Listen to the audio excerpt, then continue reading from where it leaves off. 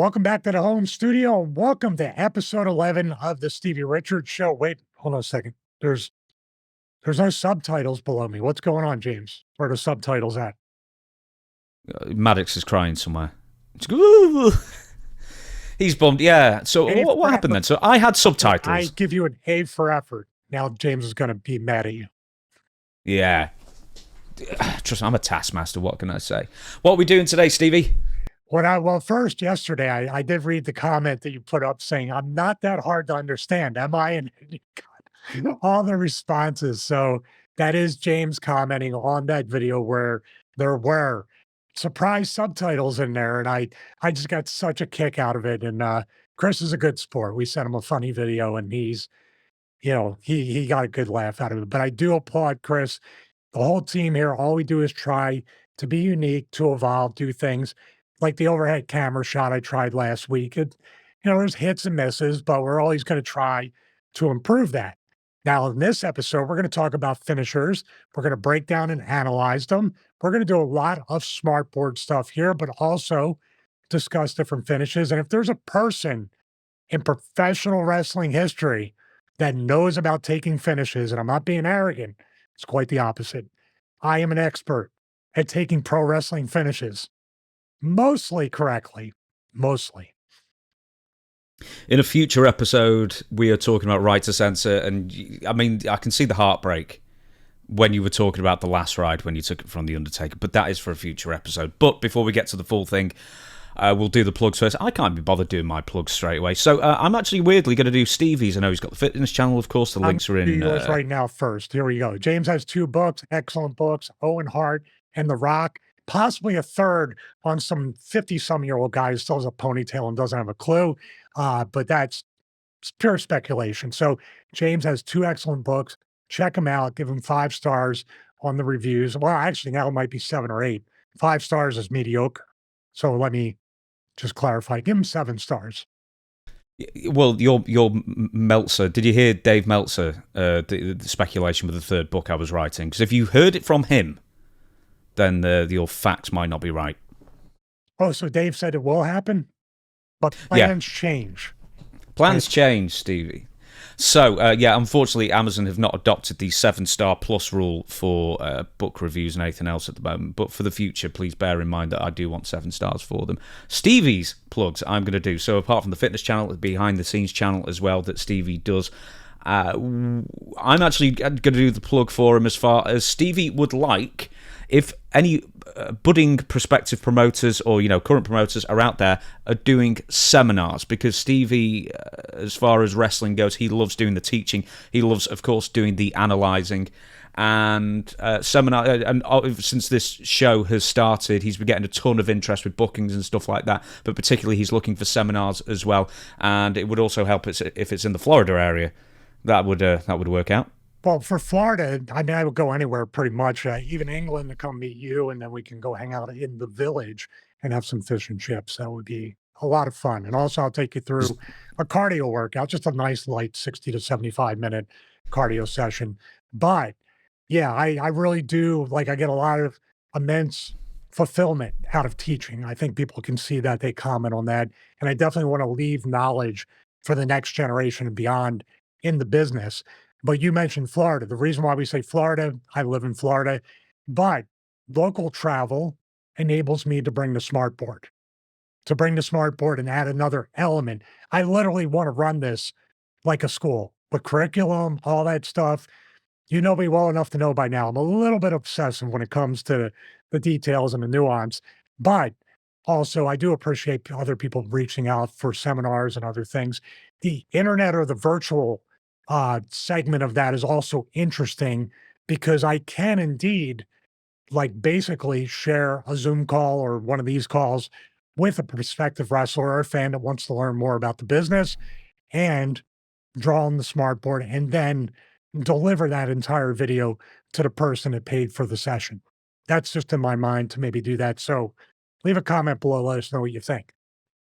Yeah, we need some sort of business email for it as well. Also, keep in mind, everybody, that Stevie does not come cheap. So dig deep, prospective promoters. That sounded really weird when you said that. I don't know why. I'm not a pornographic kind of thing. how did it sound weird in that 150 respect? Did it sound like doesn't even seem to happen at all anymore, much less cheap. Low testosterone. Oh no! Oh, okay. Well, he does low testosterone. Who, me? No. I've not. Oh, Jeff. He's in great shape. He's in great shape. He's in the late 50s. We should get. Jeff won't turn up.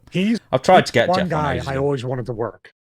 He's the one guy. Besides, we trade text about cardio. We don't talk about wrestling. It's about working out, cardio once in a while. But Jeff is one of those guys, just like a Flair and other people, that I could work 365 days, or in Hogan's case, 400 days a year, and never get hurt. Great psychology, and even 31 years in the business, Jeff Jarrett could teach me a ton of stuff about in-ring psychology. One of the greatest, one of the most underrated guys ever in the business. It's funny, when we were talking about best punches, quite a few people said Jeff Jarrett. And Jeff Jarrett is one of those people, almost like Ric Flair, in the fact that his punches could be among the absolute best, or weirdly among the absolute worst, depending on who was working and what time. And it's not because, with Flair, sometimes, he would just completely miss by a foot. Other times, he would just nail them perfectly. And Jeff Jarrett was never someone who missed punches, but sometimes they would just look like Memphis punches. Then other times, he could really drill them in, and they would look fantastic. So it's like he's one of the other unsung heroes as far as just making stuff look good when he wanted to. I agree with all that. I used to call it the archery punch. It's for a good reason, not to put him down. But Jeff Jarrett would go like this, and he wouldn't slap, but there was an overextended, like he was almost finding the range and then crossing. You ever notice that? Like a piston type of punch. And it was always an uppercut, which uppercuts, Austin Idol, Lawler, the Memphis guys. Dude, it's like we could do the best punches from people in Memphis or Memphis wrestlers, but across the board, it's pretty much all of them. Billy Joe Travis, Dundee, Dutch. Dutch's punches were really, really good. And by the way, just a side note about Dutch, I just caught this video again. It was early in the Wrestling Analysis channel days, and I loved, you told me about it, I think. You're the one that told me. I still watch Dutch versus Orndorff from WCW, either worldwide or Saturday night. It's on YouTube. It is just it's two guys just struggling the entire time to beat the other guy. It was just weirdly fascinating. The pace, the psychology, tougher than shoe leather in a good way. Like it looked like two men just trying to beat each other up and trying to win the match. It's a weird, I can't put it in the words. Yeah, everybody has to watch it, but that match speaks to me even now in 2024. For some odd reason, it's just over with me. There's something, not from that match, but there was a confrontation when Dutch returned to USWA, and I think either 96 or 97. And it's like a 3-minute video. It's on YouTube somewhere. I think even Stacey Carter, the cat, might be behind the desk at the time after like Lance had left, or they were doing like revolving commentators at the time. So this was in the last months. And there's a brief confrontation with Jerry, Lawler, and Dutch that gets into the ring, and they are throwing punches like you would honestly think it was a real fight. And I would defy anyone out there working today to do a brawl like those two did for that 1 minute, because nobody can work as well as that now. And I don't care who you are. You could be the best wrestler today. Nobody can work a brawl like those two. Well, I have to check that out. Is it on YouTube? Why don't we just do a reaction video? All right, what we have here, we don't have it in the show notes. We did not prepare for this. This is truly an organic kind of happening, an organic segment. We just had this discussion. James searched for it. We have the link, and we're going to do a live reaction to said segment between Dutch and Jerry Lawler. Let me just try and... It is this one, yeah. God, the quality of this is terrible.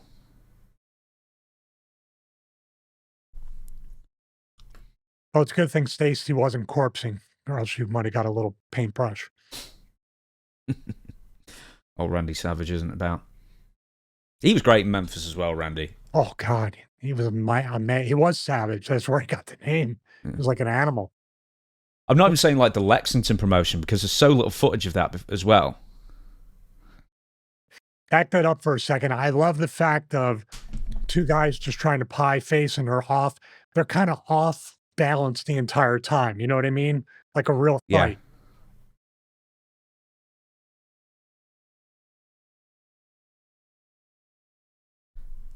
Like a Dutch go. Oh, Keep in mind, this is two men in their mid-40s.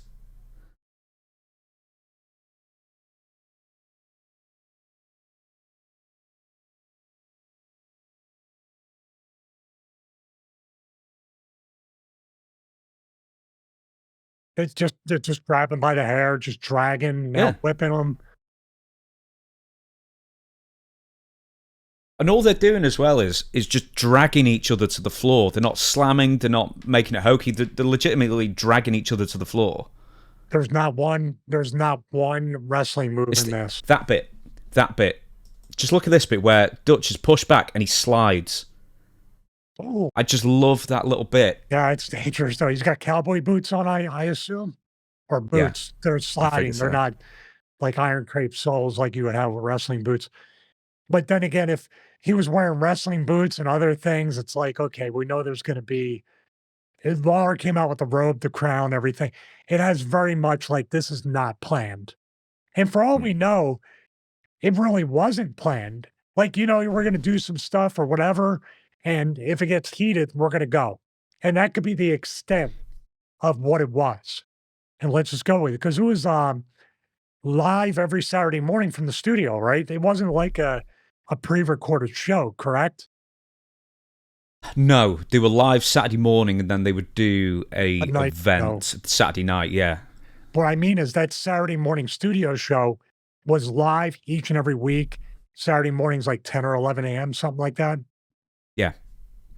And it used to be, 2 hours or something? Then it was 90 minutes. Then it went down to an hour and that kind of thing. Oh, I wish. Yeah, I'm not. Start cutting down the amount of hours and follow that lead.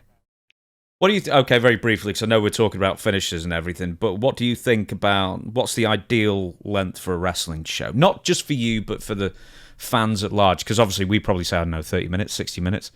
But what's the ideal length for a major AAA wrestling show? Yeah, I think an hour.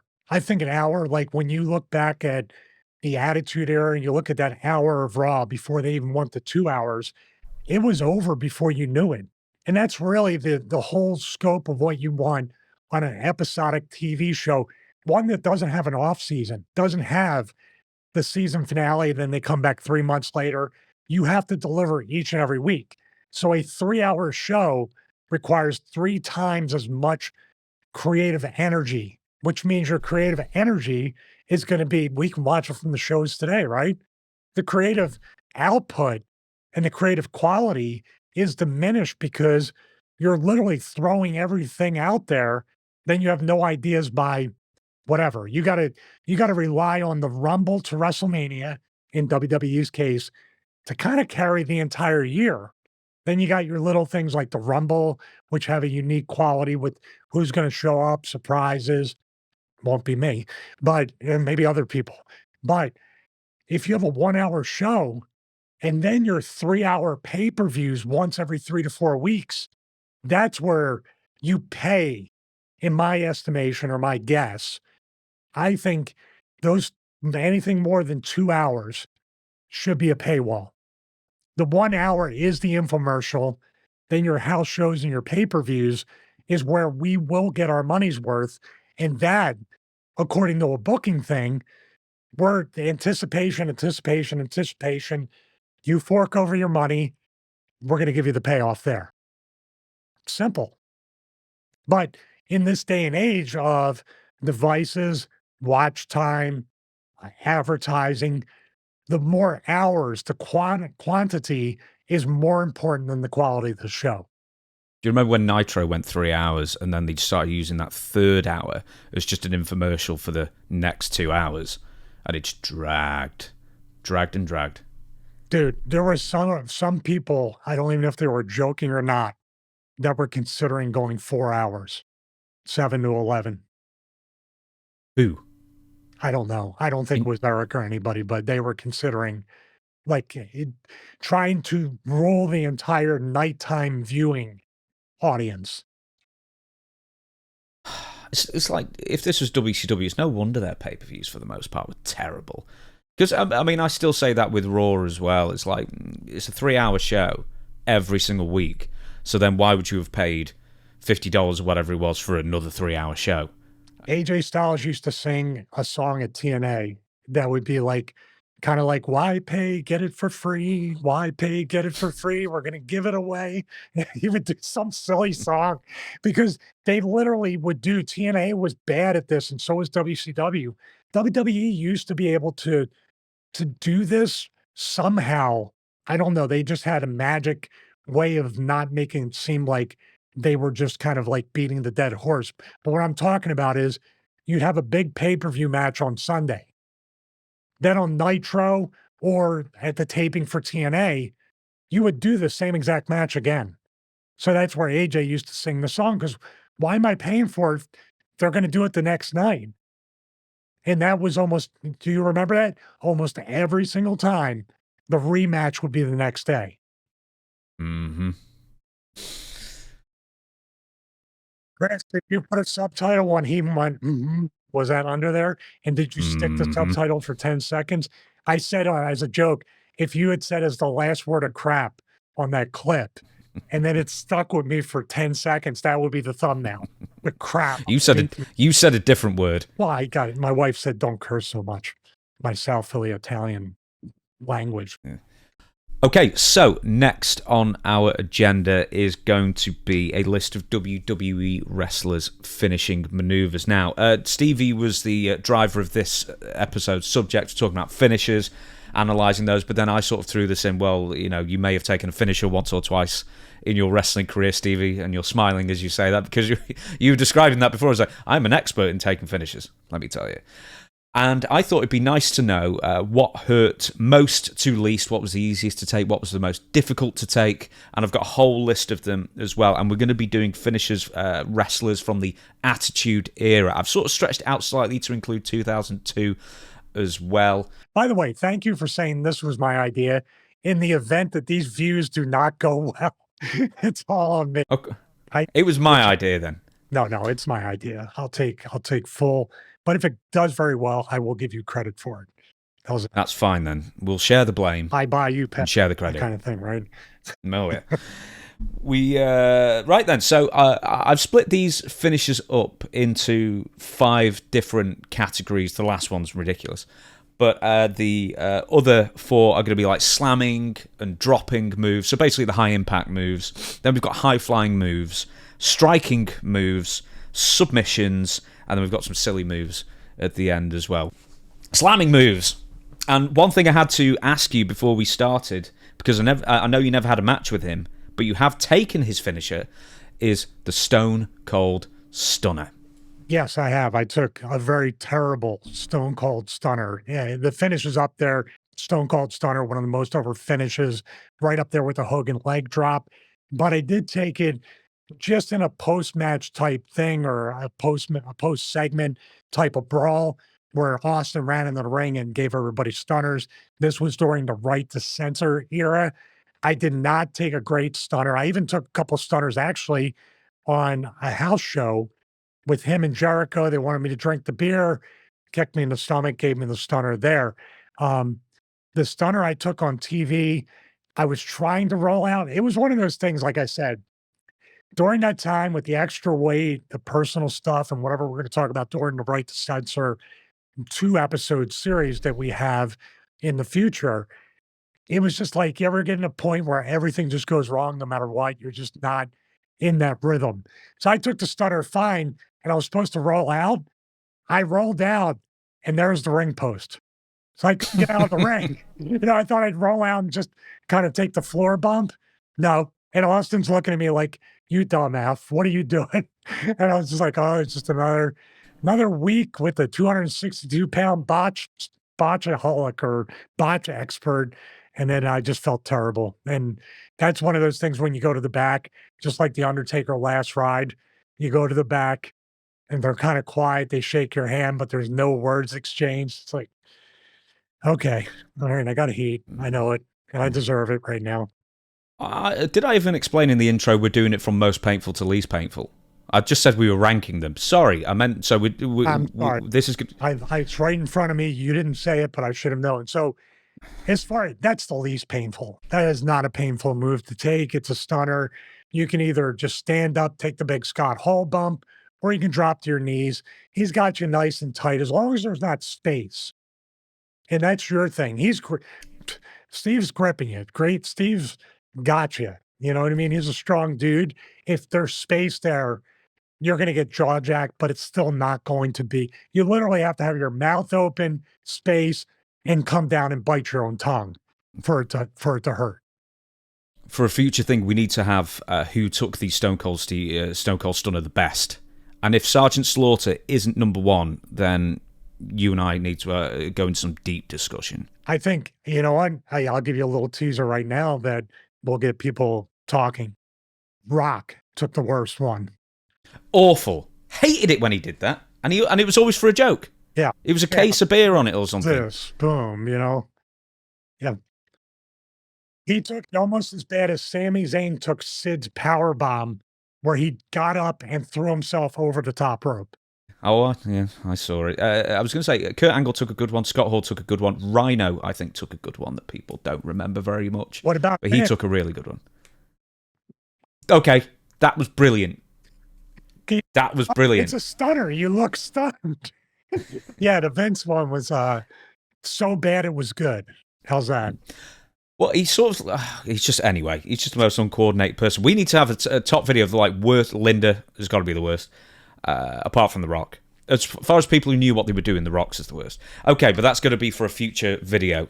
Next one on this list. So, am I assuming Stone Cold Stunner is a D? Not painful at all. Not painful at all. Oh, we're doing okay. D is the worst, or are you? No. D doesn't hurt at all. Okay, D. Triple H's pedigree.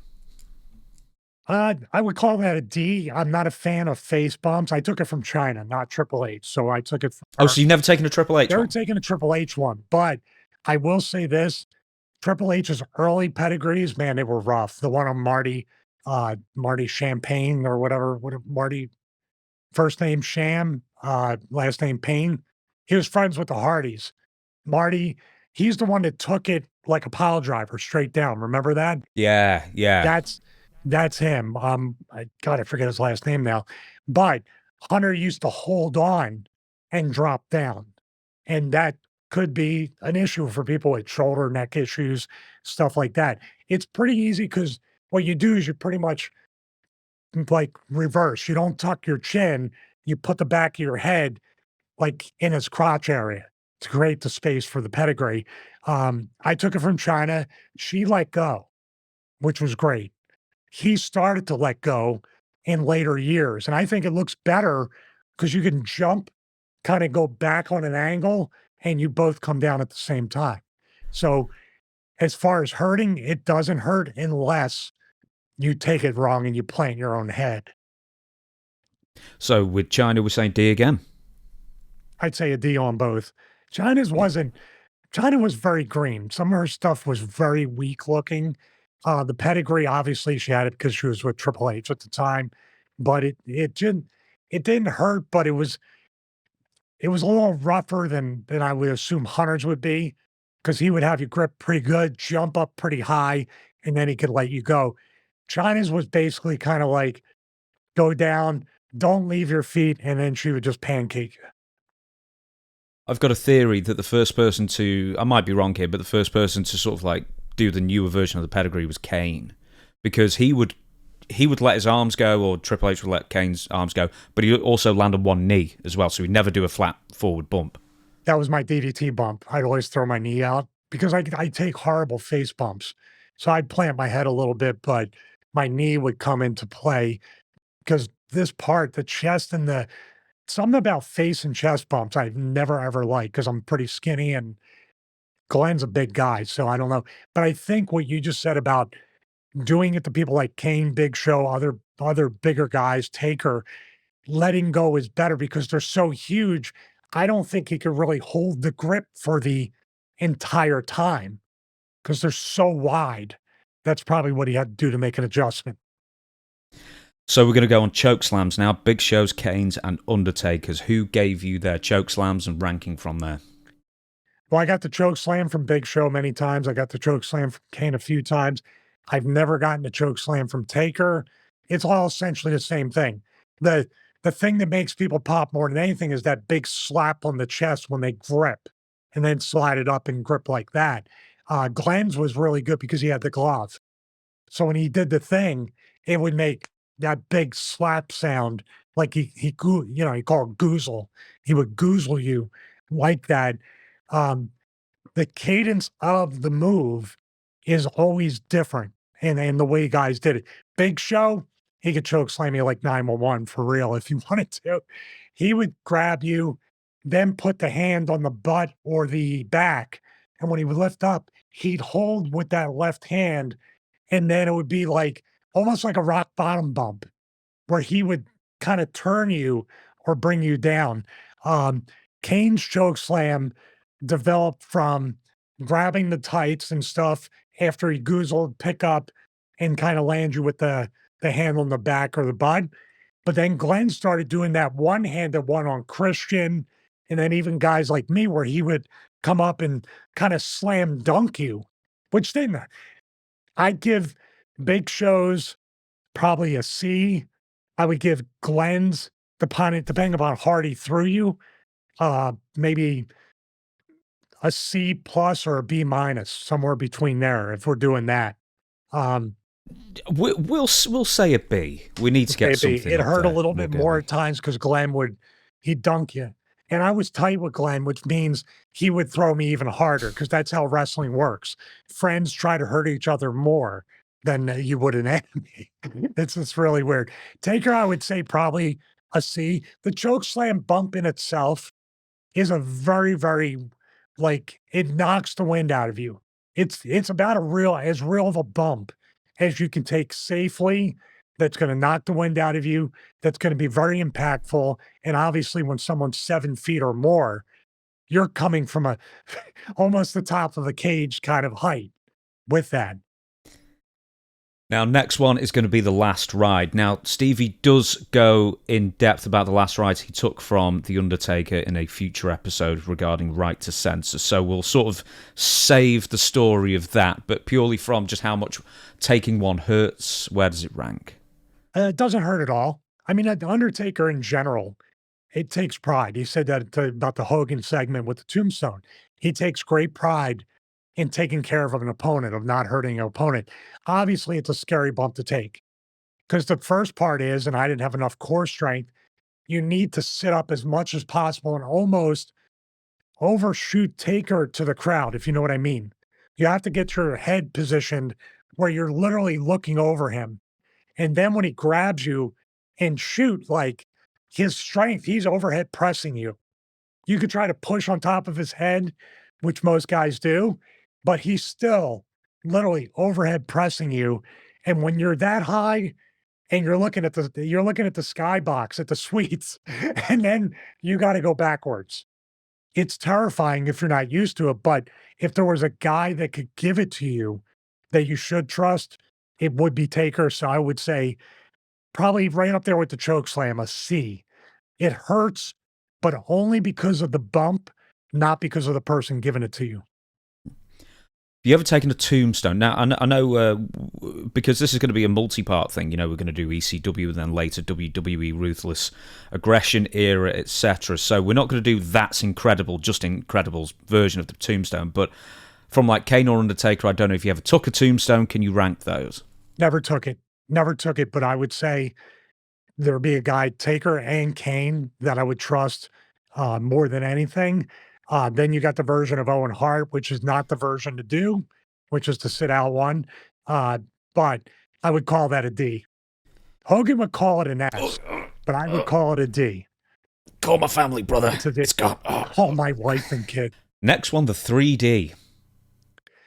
3D's a D. No pun intended. Doesn't hurt. Going through a table can scrape you up a little bit, but Devon's lifting you up and got your legs. Bob is just giving you a diamond cutter, and actually it's easier than taking an RKO or a diamond cutter because they have you. They're taking 95 to 99% of the bump. Think about it. Bubba's got you like this. Devon's got your legs. Essentially, your body never really hits the mat.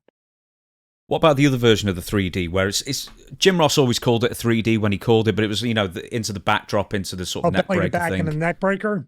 That's a D too. Easy. Think about Next it. one. They're both taking bumps, and you're not even touching. Next one. So I believe you took a few of these in your early career. This is sort of the jacked metal kind of era. Big Boss Man, the Boss Man Slam. T. Easy. Really? Easy. The Abyss's Black Hole Slam is a C or a B at times, especially in a 6-sided ring if you don't land right in the middle. So that's a little bit rougher. No, but Boss Man's a D. He's laying you down. He's just picking you up and laying you down. That's all it is. Gangrel's Impaler DDT. I know we're going to talk about DDTs in a future episode as well. It's one of my absolute favorites, but the Gangrel DDT. His is right up there with the best. That day is a little spoiler. I call it a D. Because Dave just flowed. Dave, that's the real name. He grabs you, squats with you, and this is the same thing with Edges. Edge does it too. You're taking your own bump. You're just taking your own bump. Now, if I'm not a fan of face bumps and I put my knee out and stuff like that, that's on me. But it will not hurt you. And you get some height. Like Gangrel still looks the same, still works the same. That dude should be on TV now. Why he's not a regular on AEW besides Edge getting hurt? That's always seeming to happen to him, isn't it? We talked about that. But super easy. I would have called it a D. Now, this one I put in the wrong list, so I've moved it back up. And I think you've talked about this in a future episode. Farouk's Dominator. It depends on the person.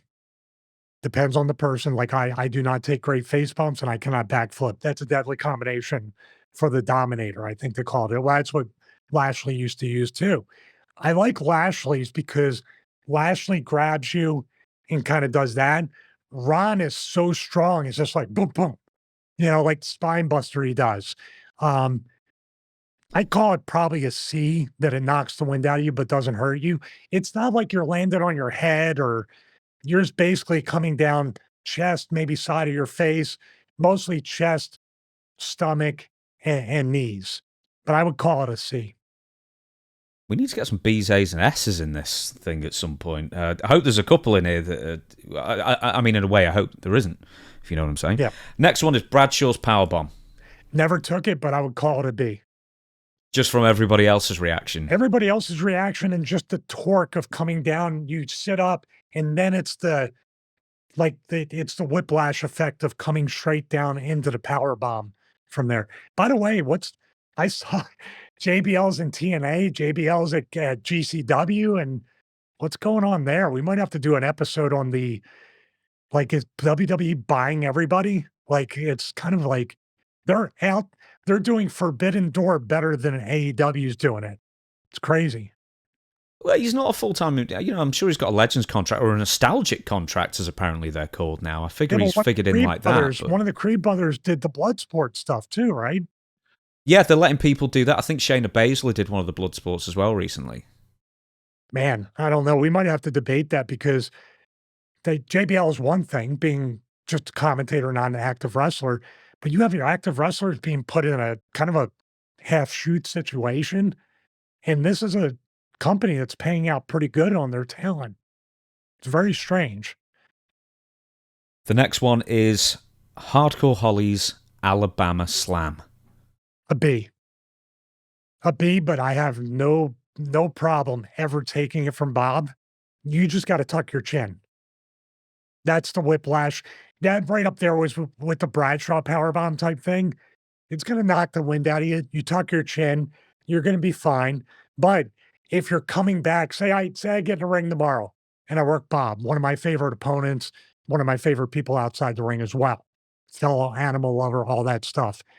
But if that's my first match back and I take that bump, I'm feeling it for a week because my body's not conditioned to take such a heavy bump. Next one. So this is, I don't know if you took either of these or both of them, the Rikishi drop or the Rikishi driver. I've taken a Samoan drop from a few guys, which they know how to do it really well. Like I took it from Umaga before he was Umaga. I took it from Rosie, took it from a bunch of different people. The Rikishi driver, which is basically Bam Bam Bigelow's Greetings from Asbury Park. Those are the guys, because of how thick he is, I would call, well, first of all, the Samoan drop is a C because it does knock the wind out of you. Look at Jacob Fatu. He literally, I never liked to throw up in the air and then catch him because I'm so ass heavy. When you throw me up, I'm still on your shoulders. I'm not going anywhere. But the Rikishi driver, and then you throw in Bam Bam Bigelow with that. Guys that are that thick on their lower body will protect you with the sit-out tombstone.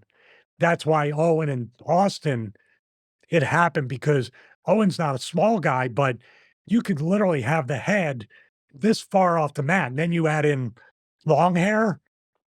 Dude, that the top of my head could be in Rikishi's thighs and you wouldn't know it. But I would call the Rikishi driver and Greetings from Asbury Park a D. Because Did you? No, I'm sorry, Steve. anything above a D where the head touches, the dude's getting stretchered out. So it has to be a D. Did you ever take like his version of the Banzai drop? No. I took the stink face when it right in censor, yeah. How was that? It was fine. He's a pleasant smelling fellow from head to toe. The back, I don't know. But when you take that finish, that's not for anybody, by the way, that part. You do not want to. There's certain people that turn their head too much. Like you either go straight like that or you turn your head a little bit to the camera. I just opted to look straight ahead and just think about something else completely different. Mm-mm. Yeah, Hulk Hogan's Stargate. I mean, your own Stargate, I guess, in a sense. I wish I had a Stargate at that particular point. But look at it this way. Nobody ever touched me. That was one of the first times that someone got to me with Rikishi with that. It wasn't a finish. I wasn't knocked out, but it gave the fans something to cheer about at the same time. Fame Asa. Oh, that's a D. That's easy. And that's, like I say, I repeated it a few times. Somebody hates taking face bumps. But Billy would push down, put the leg there, make you kind of resist up. Because the more you resist up and stand up with him, the better bump you're going to take. You ever see guys where he does it and they're just there and then he go down? It's like a power bomb thing. He pushes down, you push up, and you both come down. Road Dogg's pump handle slam. Never took it, but a D, very easy. It's all basically smoke and mirrors. In other words, would it finish like that? It's literally the hook. It's Rhea Ripley's finish, just to come down flat. But he would do that, and he would do his Road Dogg dance, and then he would hook, look up, squat, come up, and both of you come down. And what Road Dogg would do, if I can remember correctly, Road Dogg would flatten out too and make it look even better. So he was taking a harder bump than I would. Would Test do something similar? So Test did the pump handle slam. Did he? I'm sure at one point, maybe he evolved it enough. He did because I remember he did it to me. And one time Victoria pulled down on my leg and then Test clotheslined both of us. Where we go. So Jerry Lawler's pile driver, I suspect that's D. Same, it's either D or a D or stretcher. You're still in the ring. You're not leaving. Like somebody's still in the ring now if it's an A or even a C. Crash Holly. So I had to look up what his finishes were. So he did a version of the acid drop, which is a little Spike Dudley's. Bulldog, sort of like face front bulldog kind of thing off the ropes. He also did a version of the Styles Clash later on as well. And I think he did a DDT, or that's what his finish was in SmackDown, one of the early SmackDown games. Crash used to go on TNA, and if you watch Explosion or whatever it was, or the weekly, they had a weekly one outside the pay-per-view.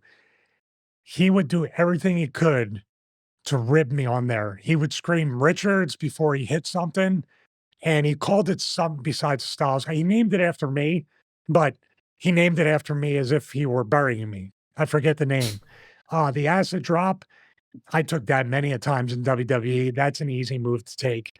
Like I said, he's taking the brunt on his butt. All I got to do is take the face bump or the chest bump. But yeah, if you go back and watch Mad Mikey, even when he was talking on the phone, he was yelling at me on the phone. For real. He called me and said, "We're doing a pre-tape, you stupid son of a bitch." And he would start just cut a promo on me. Mad Mikey was over in TNA. Yeah, preschool as well. I still love that name. Preschool. Yep. Bottom rope.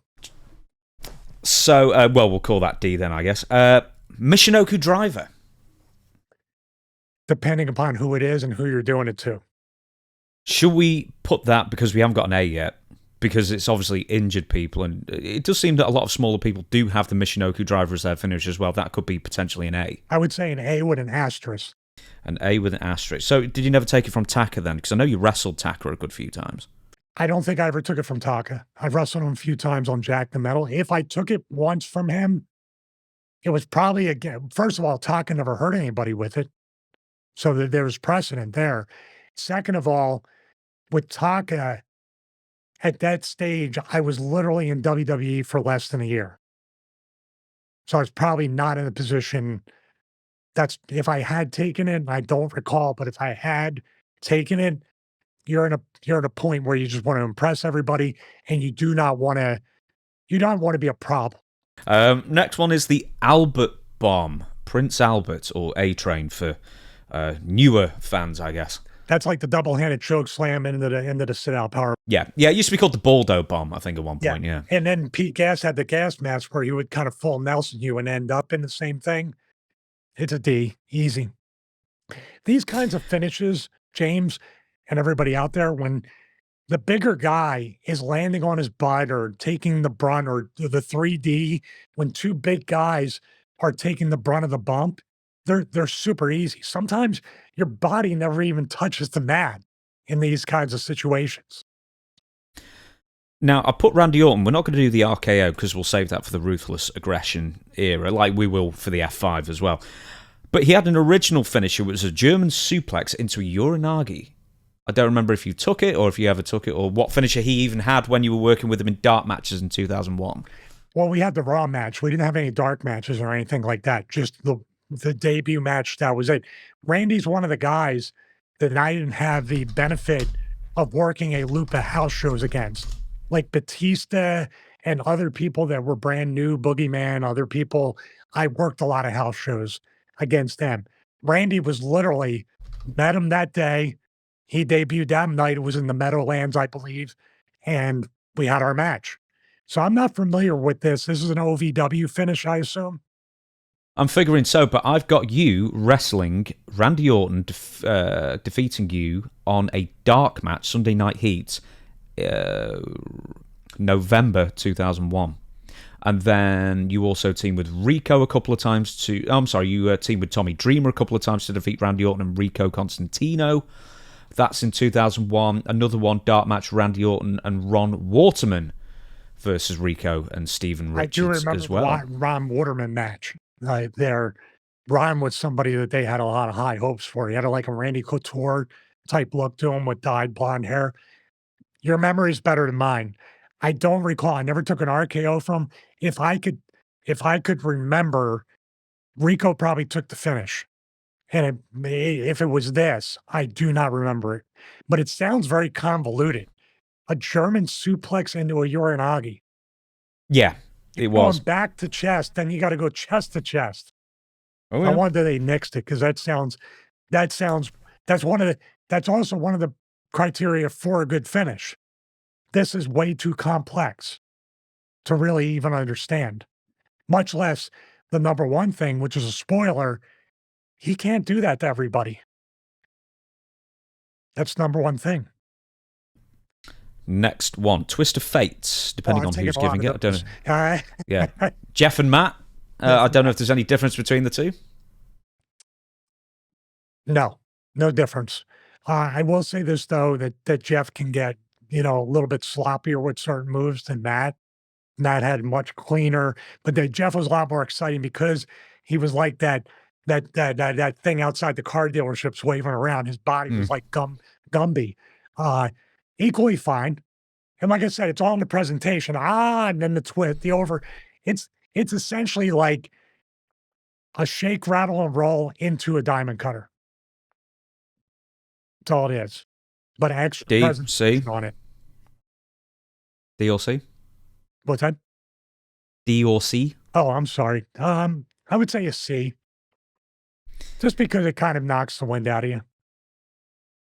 The perfect plex. Dude, I got to find this match. If anybody out there, I had one match with Mr. Perfect on Sunday Night Heat. I've been looking for it everywhere.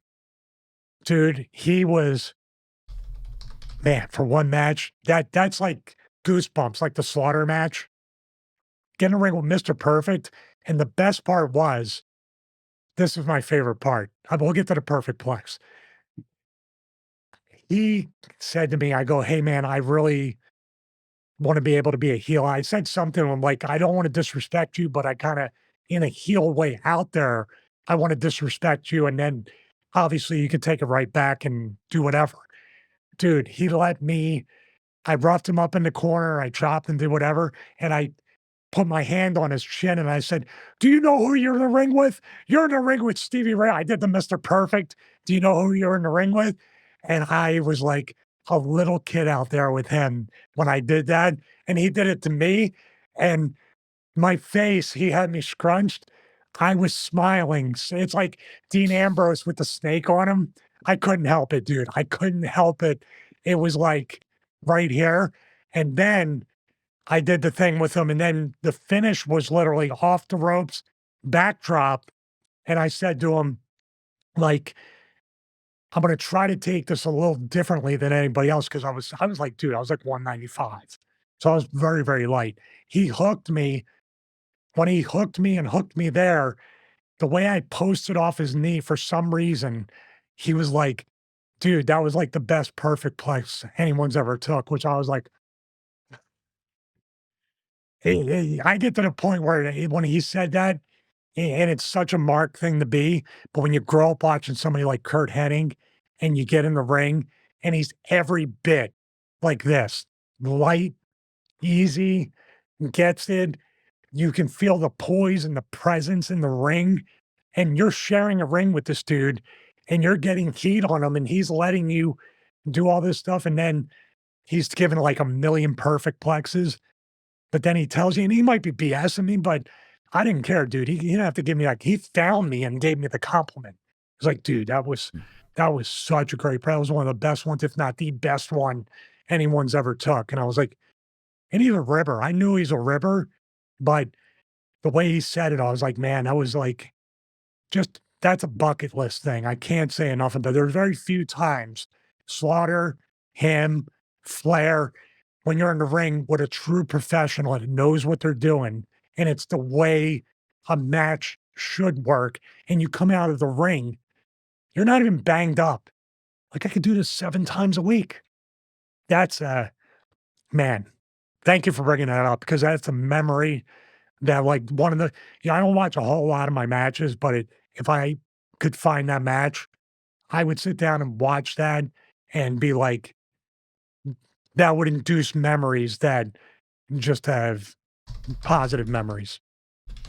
Well, that was the international version of Yes. Heat as well. So for anybody who's a tape trader in the UK or anywhere else, it is the 15th of April 2002 episode of Sunday Night Heat. So if you've got it, somehow get in touch with us via the show, or Twitter, just tweet me. That would be an absolute what went right video if you guys want to see it.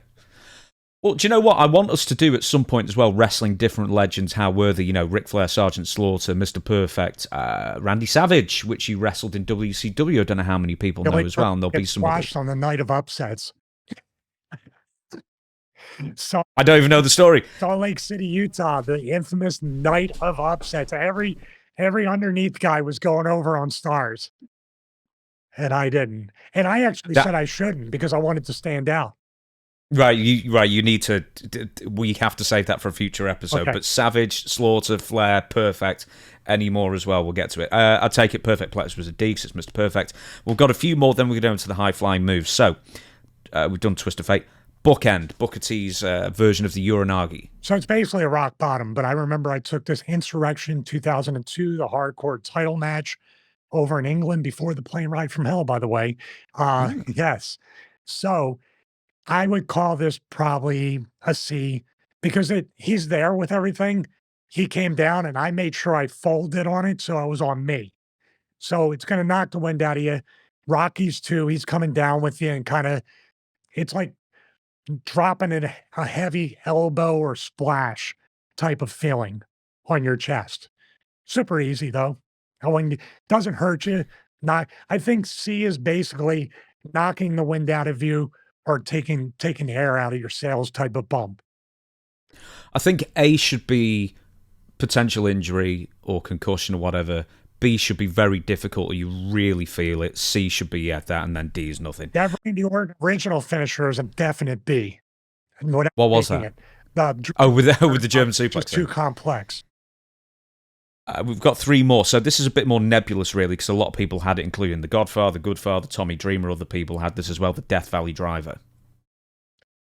Depends. I've never taken it where someone's held on and dropped like a brainbuster. That could be a C. I would call it a D. It's literally attitude adjustment. Cena's move. It's essentially a body slam bump. That's all it really is. Curtain call, Gold Dust. A D, straight up. I call it an E because it's super easy. All you got to do is, some guys don't do this.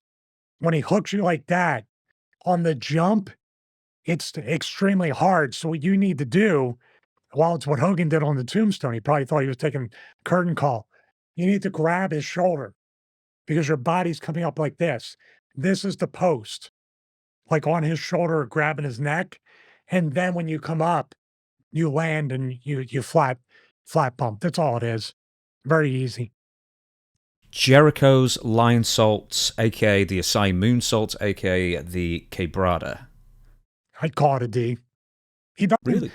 well, because he doesn't even splash you. He just kind of like rolls over you like a senton. If you think about it, he doesn't do like, say, RVD splash. You're getting splashed. You're getting stuffed. It's not going to kill you, but it's there. With Jericho, when he does it, he's landing and his hands almost come down first, and then he just kind of rolls over you and then comes up on his knees. So it's very easy. And I've just added one more here. Perry Saturn's moss-covered three-handle family credenza. I'd have to say a B. I have to say a lot of stuff Perry did was a B to an A. He's pretty rough. Do you know, I think I said this on Shane Douglas' show. I know I told Perry this, but I was like, man, I find it might have been, it looked great, and apparently it felt the opposite of great, but man, that's some dude that just doesn't get enough love for just being all-rounder. He was really good at a lot of things, Perry. Well, Perry was one of the most athletic big men or men just in general in the business. Perry could do moonsaults, flying elbows. He was incredible. He could do a lot of stuff, but also at the same time, Perry was pretty snug with a lot of things. And sometimes with Perry, like that was pretty much the Rings of Saturn, right? That finish with No, yeah, the finish is the Rings of Saturn. In fact, someone you're talking about the turning suplex. Yeah, the turning fisherman suplex no, buster kind of thing. That's a C. That's a C. Okay. You meant the Rings of Saturn. No. We'll get to the Rings of Saturn soon enough. We're going to get onto the high flying. When you put it in the Rings of Saturn, that Saturn would collide with the Earth and crush both of you just to save you from it. That bad? Yeah, you were hoping for Planet X or the Planet Destroyer to come. Now, but look, Perry, to his credit and his defense, if you just hook it like this, which makes it a tight hold, and then you're just there. But if you're doing that, you know what I mean? But he's doing that. It's not a worked wrench. He's wrenching you. In other words, it's a shoot hold. So nobody can really fake it when you're trying to really like torque it and lean back. I've got something to say about the Rings of Saturn as well, very briefly, but for now we're going to get to high flying moves, and the first one is the low down from D'Lo Brown. Talking about the splash off the top, basically money. Yeah, his version of the frog splash. Yeah, very easy, very easy. I would call it a D. Okay, lots of great workers, by the way. The fact that everybody's getting D's or maybe C's, the C's basically, the C's and even the B's, the criteria or the what I'm thinking of is the bump itself, not the person delivering the bump. Oh, just as a thing, just because you mentioned Rings of Saturn as well, and you said you'd rather the planets collide than have to take that move, I think that could be an A. I think it might be. It's just a hold itself, but then Perry has to make it look like he's wrenching on you by really wrenching on you. So I think on that criteria, I think we can do an A. Don't be afraid to give an A or two, because C's and D's. Wait a minute. I mean, just Perry Saturn. I wouldn't say I know him, but I've met him. Okay. I want you to tell him we gave him an A for his finish, because oh god, yeah, absolutely. I am afraid of Perry Saturn. Okay, next one on the list is S.A. Rios' moonsault. A D, straight up D. S.A. was a funny one, by the way. I know we're sharing. You wrestled him so many times in '99 and early 2000s as well. So many times that it was. I don't know why he did this, by the way, but it was so funny because Crash would make fun of me all the time because we wrestled so much. He started to call me by my real name. I don't know why.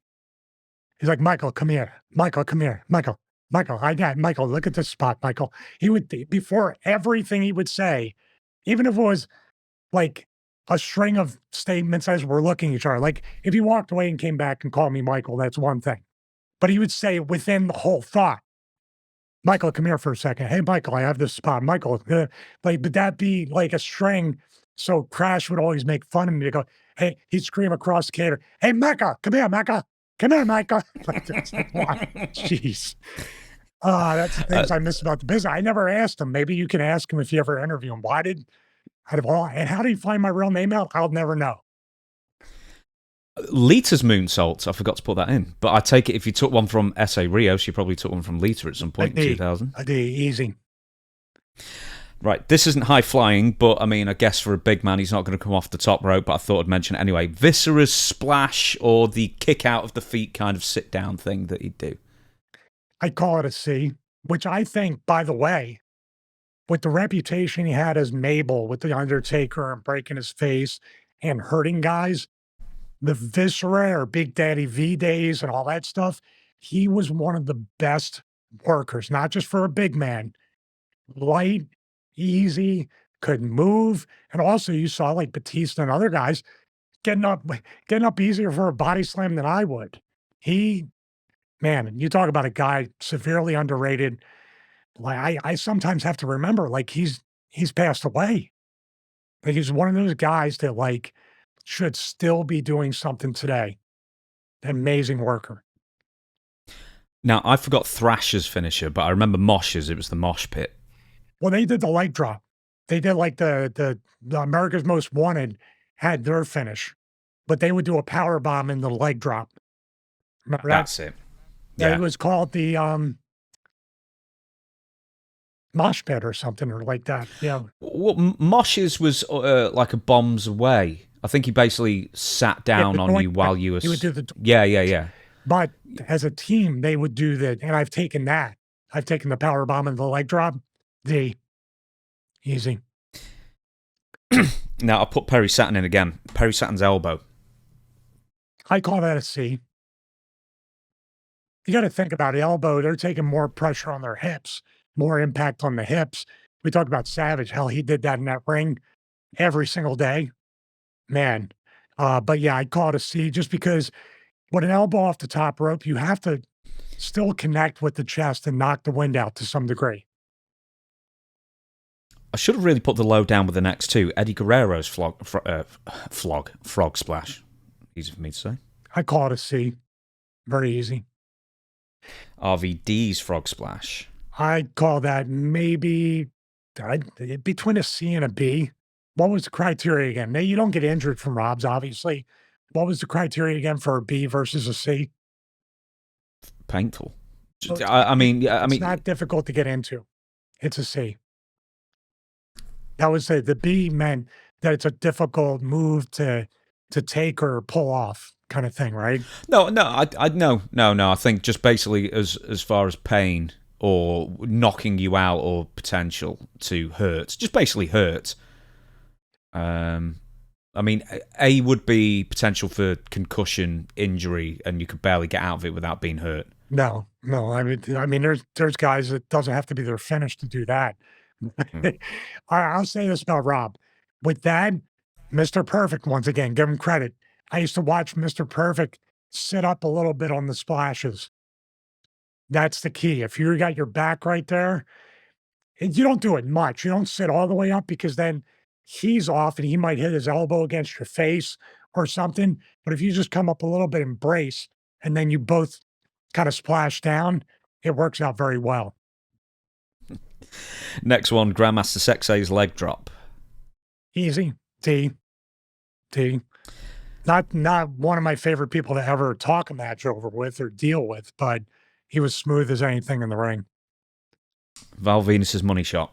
I'd give that maybe sometimes a B. I'm just trying to get Val to call me back. So, but with the Val Venus money shot, Rob would do the frog splash. D'Lo would do the lowdown, but then end up hands and legs or knees and kind of not come down flat. The way Val did it when he spread out, he'd almost land flat on you a lot. That's why I gave it a B. It doesn't hurt you, but it's way heavier. And when Val and I wrestled, watch the matches. We both gave and got. So I would always like back chop him. I would do the Jeff Jarrett thing. I wouldn't do the ha-ha afterwards. I wish I could. Ha-ha. But I'd sit my fat ass on him when he was on the second rope. And there was times I would just keep running back and forth and just do it like 4 or 5 times. The next one's Jeff Hardy's Swanton Bomb. I'll call that a B. You know why? Okay. Well, there's an exhaling there. You never know how he's going to land. Is he going to land on your face? Is he going to overshoot? Is he going to be like, is he doing couch wrestling? Is he just going to dive on? You know, when Jeff kind of like sometimes he'll hit it to where he hyperextends his back because he's just squat. I mean, it doesn't kill you. It's there. And because it's coming from somebody as just likable as Jeff, it's fine. But it is a sloppy move that he never hits the same way, you know, and some guys would say roll in or slide in or nudge yourself in so he overshoots. Jeff knows. Then Jeff's going to go straight up and straight down. You know, he'll adjust. Don't worry. Just stay right where you're at. By the way, I have a lot of love for all these guys. And I think by what I'm saying with a lot of D's and C's, maybe even B's, most of these guys are such professionals that you'll get the wind knocked out of you. You might get banged up a little bit, but you're not getting hurt. Except for the Rings of Saturn. Oh, yeah, except for the... Well, that'll be good. Don't you worry about that. Be coming. Sean O'Hare's Shaunton Bomb. I want to throw that one in there. Never took it, but he overshot it each and every time. Because Sean's Shaunton Bomb was him doing that and getting right to his feet, if I'm not mistaken. So he'd constantly like overshoot and maybe just his head would hit the outside edge of your ribs or something. He'd really overshoot it. But a lot of times you'd be in the middle of the ring and he would dude, that guy was, you want to talk about a guy that had a look, just a unique look to him. And those videos of the devil doing the thing with the suit, and I don't know why they don't repackage somebody to do that today. It's excellent. Yeah, they gave him Roddy Piper, for goodness sake.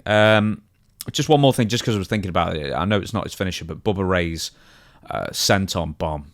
that he would do. Did he do it off the top rope ever? I seem to remember he did. He would do it off the top rope. Mostly, a lot of times, I think he would do it. If he hit it, it would be through a table. I'm not sure. He would miss it most times, but Bubba's there with everything. I would call it probably a B. Okay, so we're going to go on to the striking moves now. And clothesline from hell. Now, we've talked about this with Bradshaw. I've talked about it with Dutch because he's taken it as well. And we sort of decided there's two different ways to take the clothesline. To give the clothesline from hell. And one is he hits you with his arm as hard as he can and kills you. Or he basically throws his arm around you and he more or less shoulder blocks you for it. So, I mean, both different versions rating from D to A. I've taken both versions of being on the bad side and the good side of John. The bad one, the arm clothesline from hell where he's swinging at you is an A all the way. You're getting concussed. You're going to be woozy. Believe it or not, I would call the shoulder block version a D. And to me, the shoulder block version actually looks better because when he was giving me his shoulder block version, when I was doing the hardcore title thing, that gave me the ability to fold, to take my own bump and kind of land ass over tea kettle. With the real one, when it's almost like, okay, I got a brace and I'm just kind of bumping. So it just all depends on whether he likes you or not. I saw the one he gave Effie a really good one. I like the one when he gives it with the arm. I don't know why. I also really, even from a talent perspective, I love when you charge the corner and he runs that way. And that's where you're hoping for the shoulder block version.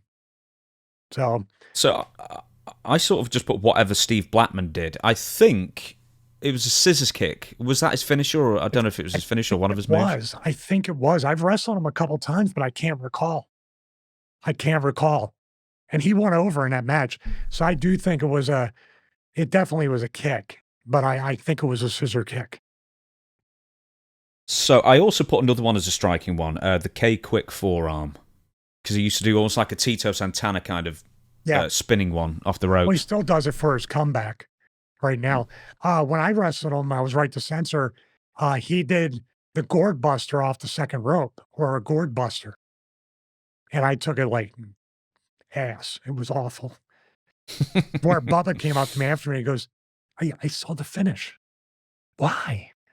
I was like, because I hate taking face bumps. Okay, well, that explains it.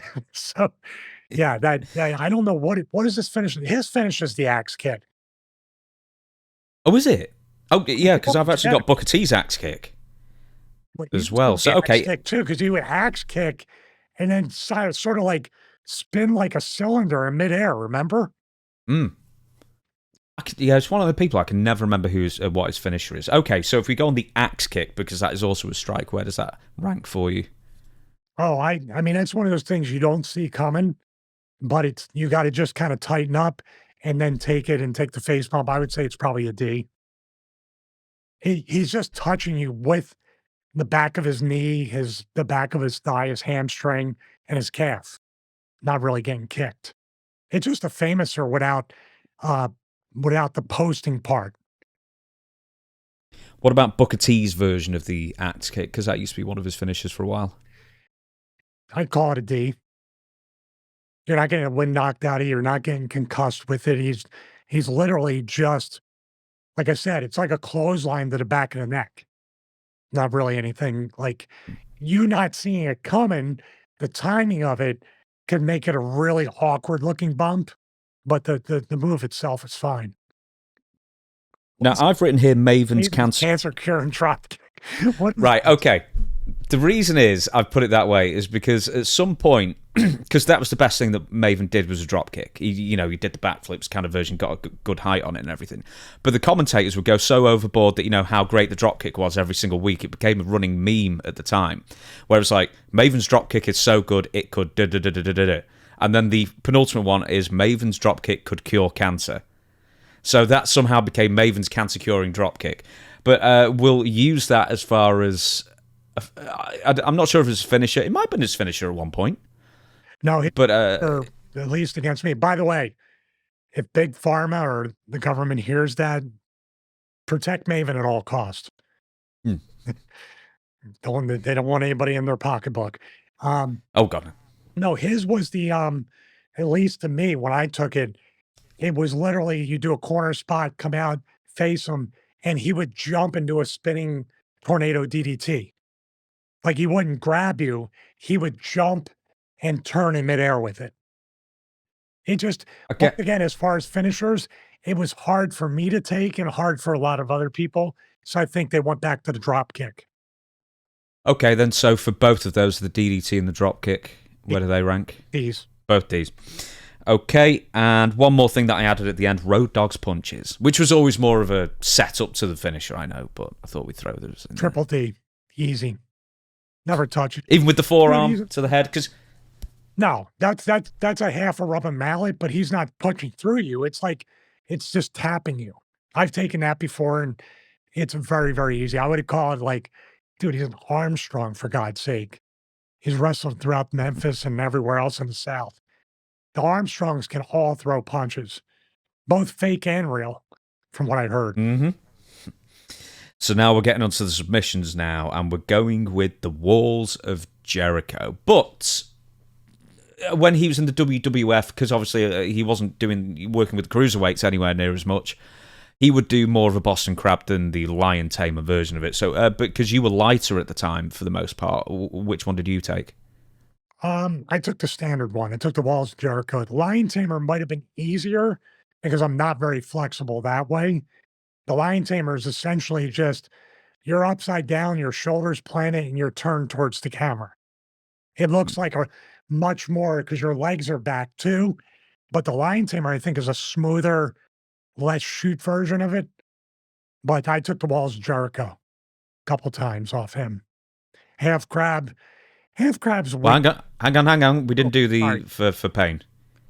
Oh, I'd call it probably, depending upon how your back feels, probably I would call it a C. Because it's not a terribly complicated move to get in and into and sell it. It's very easy. So I've picked the half crab because Lance Storm, yeah. Super easy. Super easy. You know why?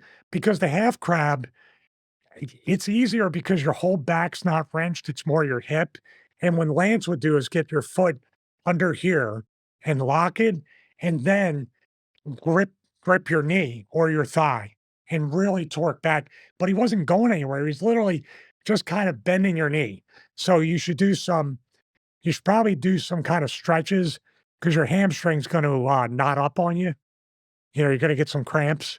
So you definitely want to stretch out. That's a B. Yeah.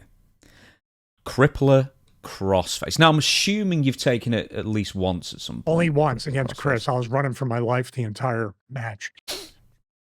I know it's a bad metaphor, but I was. He's there, man. The crippler crossface, I would say, is probably, I would give it a B. Because sometimes it's hard to get into that and then where he's at. And if you have long hair, like when he gave it to me, my hair was in my face. I couldn't see anything. And he's got to lean back on it. It's not an easy move to take. When you have a neck issue, it's not easy. Where did he get you round? Did he get you around the face or under the neck or what? Right across. Yeah. Like under the nose or at the nose. Oof, that's about the most painful bit because I've been quite a number of times, you know, when they been put in a sleeper or, you know, try and get a choke on you. And when they can't get you under the neck, and depending on what martial art you're doing, they basically bend your teeth in with the forearm and crank it in that way. And that hurts a lot more. It does. You would think under the chin because you're going to lean back more. But for some reason, this around your face has more, it just feels like more impact on the base of your neck and your spine. It's really weird. It's probably you're being torqued and compressed at the same time. That way. Just doesn't feel good. Next one is the Taz mission. Super easy. D. And the one that you're now looking forward to So I guess we talked about it beforehand as well, but I mean, this has got to be an A. And also, I want to make mention that Bryan Danielson won the AEW World Title with the Rings of Saturn. That's a good. I did see that. I was like, oh, I thought he was putting him in that label lock, but it was actually that. It looked different. I'm really pleased for that, because that is actually one of my favourite submissions to watch. And it's one of those things where, as you will attest to, if it looks good, it probably feels awful. For real. It all depends on shoulder mobility and stuff like that. I didn't have a whole lot when I took it. So, yeah, maybe today it would be a little bit easier. Yeah. We're giving it an A, are we? What, the Rings of Saturn? Yeah. When Saturn did it. Yeah, but you said concussions and injury, so I got to keep... No, okay, no, you said off air, so sorry, we had to take a break, and you said, I would have rather planets have collided than and the universe to implode than have to take that submission. So I thought, well, that could be an A then, I think. No, I'm still going to give it a B. Now, if there might be a finish for the galaxy if it collided with Earth, I would say, okay. I'm just... When you're into moves like that, you're just hoping anything, even if it destroys everybody, it just gets you out of the hold. Next one is, did you ever take a sharpshooter, and from who? Never. No, I haven't taken it. It doesn't work for me, brother. Doesn't work for you, brother. That's fine then. Ric Flair's figure 4 leg lock, which I know you took. I took it, and I would take it a million times. A D, all the way. Easy. I think everything Flair does is a D, even the knee drop, all that stuff. So easy. So smooth. When I was researching finishes you took, I've forgotten the brief time that you were wearing Tommy Dreamer's pants in 2002. Yes, I was. Where'd you get them things? No, we got matching because we were a tag team. We called ourselves makeshift because we were just makeshift. You know, want to know you want to know how makeshift formed? Go on. I did borrow the black tights from him. I had blue ones after that, the blue motorcycle pants. But I was wearing the black ones, which were a little bit different of a look. And Tommy was. Tony Correa came up to us one time and said, hey, you wear black? You wear black? You're a tag team. And that was it. Makeshift was born. With that being said, I was looking at you wearing these trousers, right? And I was thinking, they look like parachute pants on you. It's like, because I think you'd lost all the weight from right to centre, and then you're wearing the baggiest strides you could possibly do, so it made you look like half the size in that. How long were you wearing those before you just went to like regular biker tights? A year or two. Yeah. I enjoyed them, number one, because they were very comfortable, and I could kick in them very easily, and also the slap was very good. It was different. Everybody was wearing shorts, tights, kick pads at that time. That's when the trend started. And also, because of where I was in the pecking order, it was extremely difficult to get the seamstresses or any gear makers to work to build you stuff, to create stuff for you, logos, tights. So it was really just a waiting game to see if I would happen to get a push. So then I was the new flavor of the month that they wanted to make gear for. It was really out of necessity. It wasn't by choice, but it was very easy. I think there were Fox branded motorcycle pants or something. I couldn't find them after that, right? I'd probably still be wearing them. I'm going to give you one more submission I didn't send to you before, but Dean Malenko's Texas Cloverleaf. I don't know if you ever took that. I did take that once. Very easy, D. Very easy. One of the best submissions out there. I don't think... Does anyone do it anymore? Has anyone done it for years? I love that submission. Sheamus. Oh, does he do it? He was doing it for a while. I would assume, too, that Sheamus's Cloverleaf is not a D. It's somewhere higher. Would just like everything else he does, it's like A tier. You might as well go into UFC. I mean, come on, man. Mandible Claw. Yeah, I took that a few times in TNA. Easy. D. The Worm. D. Shattered Dreams. I mean, do you even feel anything? You know what, dude? You're a guy. All the guys out there. Even if he's kicking a turnbuckle and you're within, you're within centimeters. But if it's like the old saying, even just grazing, you feel it. I would say the anticipation is a triple A, and the result is a D. You're looking at him, and I gave it to Goldust one time on Heat. It was, and I asked him, and he was just like, he goes, I was hurting up until the point where you did it. Because he was like, because all the times I think he caught me once and he thought the receipt was coming. And that's the thing with Dustin. I would never do that to anybody like him. That's a dude, he's got one of the biggest hearts. And when I see that sometimes on Twitter, when they get to him and stuff, I feel for him because he's not that dude. He's one of the most open-minded, loving people that you'll ever meet. So when he lashes out, I know his personality, his intentions, but I just wish he wouldn't get into that because he's one of the most revered legends in the business, at least my opinion. Did you ever see the one where, I know you weren't with the WWF at the time, but where Blue Mini's balls popped out? I did see that, yeah.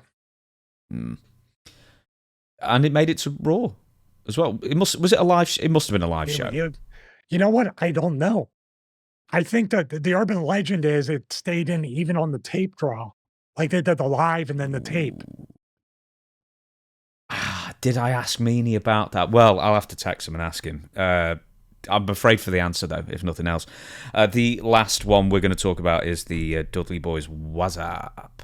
Dave, all you're doing is laying there and Devon's taking the brunt of the entire bump. Yeah, but he's never caught you. No, it's always been inside of the thigh or something like that.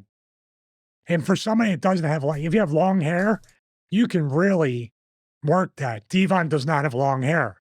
So for him to get that close to you, also the fact your legs are up in the air. So if he just kind of is in the area, the camera doesn't catch, like, you know what I mean? Him missing that. I think on that basis, okay, so we only really had 3 A's throughout the entire thing. A with an asterisk with the Michinoku driver, the clothesline from hell if he gave it you the horrible way. Depending on who you are. Yeah, and the Rings of Saturn if you're not terrified of having Perry Saturn call you and yell at you about it. Which I am. On that basis, okay, what's an A move then? If it's not a finisher, if you could just name one move that you're just like, man, it hurts me, or just hurts really badly every single time I take it. I could never take it right, and I was always afraid to take it. What would be an A move for you then? I would say in general, a chair shot is always going to be an A. If you take a chair shot to the head, there's no way you can ever escape. And just the way you're taking it, the sell, plus in this day and age, a chair shot means nothing. You know what I mean? So it's done for nothing. Trying to think of other finishes that I just wouldn't be crazy about taking. Let's just put it this way. Like the Randy Orton original finisher. If you have to explain to me and you have to take it in stages or it has multiple syllables in the name, in the way the finish is presented or multiple explanations, that's an A. That's always going to be an A. Off the top of my head, I can't think of anybody that gives a finish that everybody uniformly say. I would say any move Heidenreich does is an A. Those kinds of dangerous things. It doesn't have to be a finish, but certain workers are just dangerous. I would say Boogeyman, a lot of his stuff unintentionally is an A. That's just doing moves. He's not known for his moves. So just these clumsy wrestlers where every move potentially could be an A. Could be concussions, injuries, stuff like that. On that basis, you mentioned this beforehand. I think we mentioned it briefly. There was something that I want to bring to your attention. I think we've talked about it off air. We might have talked about it on air as well. Is the most overused trope in the false finish. We can talk about false finishes after as well, when they should be used and if they should be used, etc. But it was something that we've both been amused by or bemused by on occasion, and you call it the NXT sell, is when someone hits their finisher and then they get the 2 count. And then what do? Yeah, I call it NXT Face because it's literally, no, we have a thumbnail for that. There it is. It's like, I can't believe He kicked out like they all kick out every single week. Oh my God, what am I going to do now? It's just, if everything is a false finish, nothing is a false finish. How's that? Mm. That's the problem. And you were saying how, like, here, should there even be a concept of a finishing move in wrestling today? Um, when should false finishes or finishing move kickouts be employed, if ever? I'm going to tell you right now what it used to be. Finishes were always protected, never prostituted out. That's a saying. We say prostitute your finish until WrestleMania. Nobody kicked out. And even a lot of times, nobody kicked out of WrestleMania. Look at Hogan's matches. The ones with Savage, the ones where only the Warrior, even before and after WrestleMania 6, hardly anybody up until Rock at 18 kicked out of the leg drop. Warrior and Rock. Think about that. Hogan only had Sid as well, WrestleMania 8. Sid, but that was due to different circumstances because Papa Shango was late, supposedly. They had to do that, yeah. So let's say 3 times in how many dozens of WrestleManias Hogan wrestled on. The finish, if he dropped the leg today, if he could, it would be over because it's known as a finish. So, with that being said, in this day and age, there's so many pay-per-views and now 3 hours of TV. How are you going to get a 20-minute match unless you kick out of my finish, I kick out of yours? That's a thing where at least Russo's Attitude Era Crash TV, you were in and out in 6 to 8 minutes, and you didn't have enough time to expose and over prostitute a finish or a move that you want to get over. That's the problem. Too many hours of TV, too many long matches every single week, where before it used to be 4 to 6 minutes, or maybe even a squash that was 3 minutes. The pay-per-views were 10, 12, 15, 20-minute matches. And there you go. It's hard though, because you know what that takes? That takes an immense amount of resisting your own ego to say, this be cool, this be a good moment, they'll get a good pop, and I'll just be like this. But nobody sees that, like, I need to protect this so when someone finally kicks out of it, that dude is made. Do you recall I'm trying to think. kicking out of Undertaker's finish outside of, like, maybe Shawn or Hunter? Like, I was just going to say, yeah. I was just going to say, Shawn Michaels, when, I don't know if that was the start of the O face or, when everybody started ripping that off. But, when the Shawn Michaels kicked out the tombstone and he's, crosses the arms and then he gets kicked out of, and then he's just like, but that works then because no one kicks out the tombstone. But, and I hate to pick on AEW, I know WWE does this a lot as well. But with AEW especially and I remember seeing this at All In last year, was FTR and the Young Bucks, and everyone said, it was the best match on the card. And I didn't agree, because I didn't know when I should be, if I was a regular fan, when I should be cheering, when I should be expecting a finish, because they both got several finishes, and they both kicked out of all of them. So when eventually someone got pinned, it was a bit of a flat finish, because when you kick out of 7 finishes and the eighth one works, it's tough as a fan to get with the pace of the match and when to expect what. Well, it's that Japan is kind of the culprit of hitting big move, kick out, big move, finishes a roll up. That's basically the Japanese blueprint for a match, right? I'm going to do all this heavy stuff and everything, but then I'm just going to roll you up for a pin. Or hit the same finish again for the 40th time and then finally pin you. So I think sometimes, and this is just my opinion, and I've been guilty of it before. I've been guilty of this. Every wrestler out there and everybody who ever engages in any kind of content creation or any kind of like this kind of stuff, or is a part of any show, you overinflate your ego to think your moment and what you have is going to be the best thing ever. We talked about during the Raven clip. Raven could use the scientific method to try to talk himself out of any idea. And then if it went through all that scrutiny, and it was still a good idea, that would normally become a great idea. But when you're going to gaslight yourself into like, man, this is going to be so great. It's going to be so cool. They're going to use all the bad terms too. Not, this is going to draw money. We're really going to have a springboard to do some cool stuff for the next 6 months. Have you ever heard anybody in modern wrestling say, when we do this, we got 6 months of business? That's a Memphis Dutch Mantell, Jerry Lawler type of like discussion. They don't think about business. They think about the moment. Moments are important, but when you have a moment this week, then you have the same moment next week, then you have another moment like it the week after. Or like you said, well, everything's a finish and everything's like, okay, they're both good. Who am I going to boo?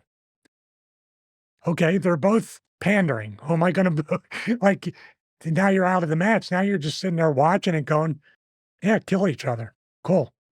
I'll sit here and enjoy my drink. With All In 2, I just want to give props to the Young Bucks, is because I thought they would do this, and they didn't. They hit a finisher, whoever it was, one of FTR, I think, kick out. And then instead of doing the, oh my God, what are we going to do next? There was absolutely no time between them getting up and then hitting the next move, which I think might have won it for them. No, they didn't win, did they? I can't remember who won. Yeah. Maybe it was the Young Bucks. You're huge. Well, you don't even know who won. So what kind of moment was it? You already moved on. No, you don't have to search for it. See, I'm already making my point. Searching for it. Here's what I was going to say, and it's going to warm your heart.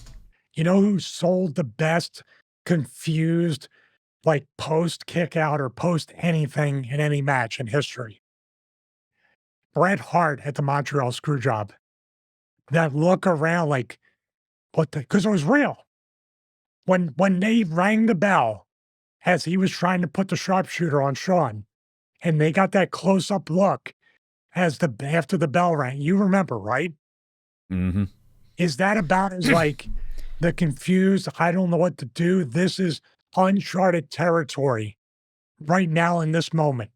That should be after someone kicks out of a big move or a finish. You either go right into something else to try to beat them, or you look around like,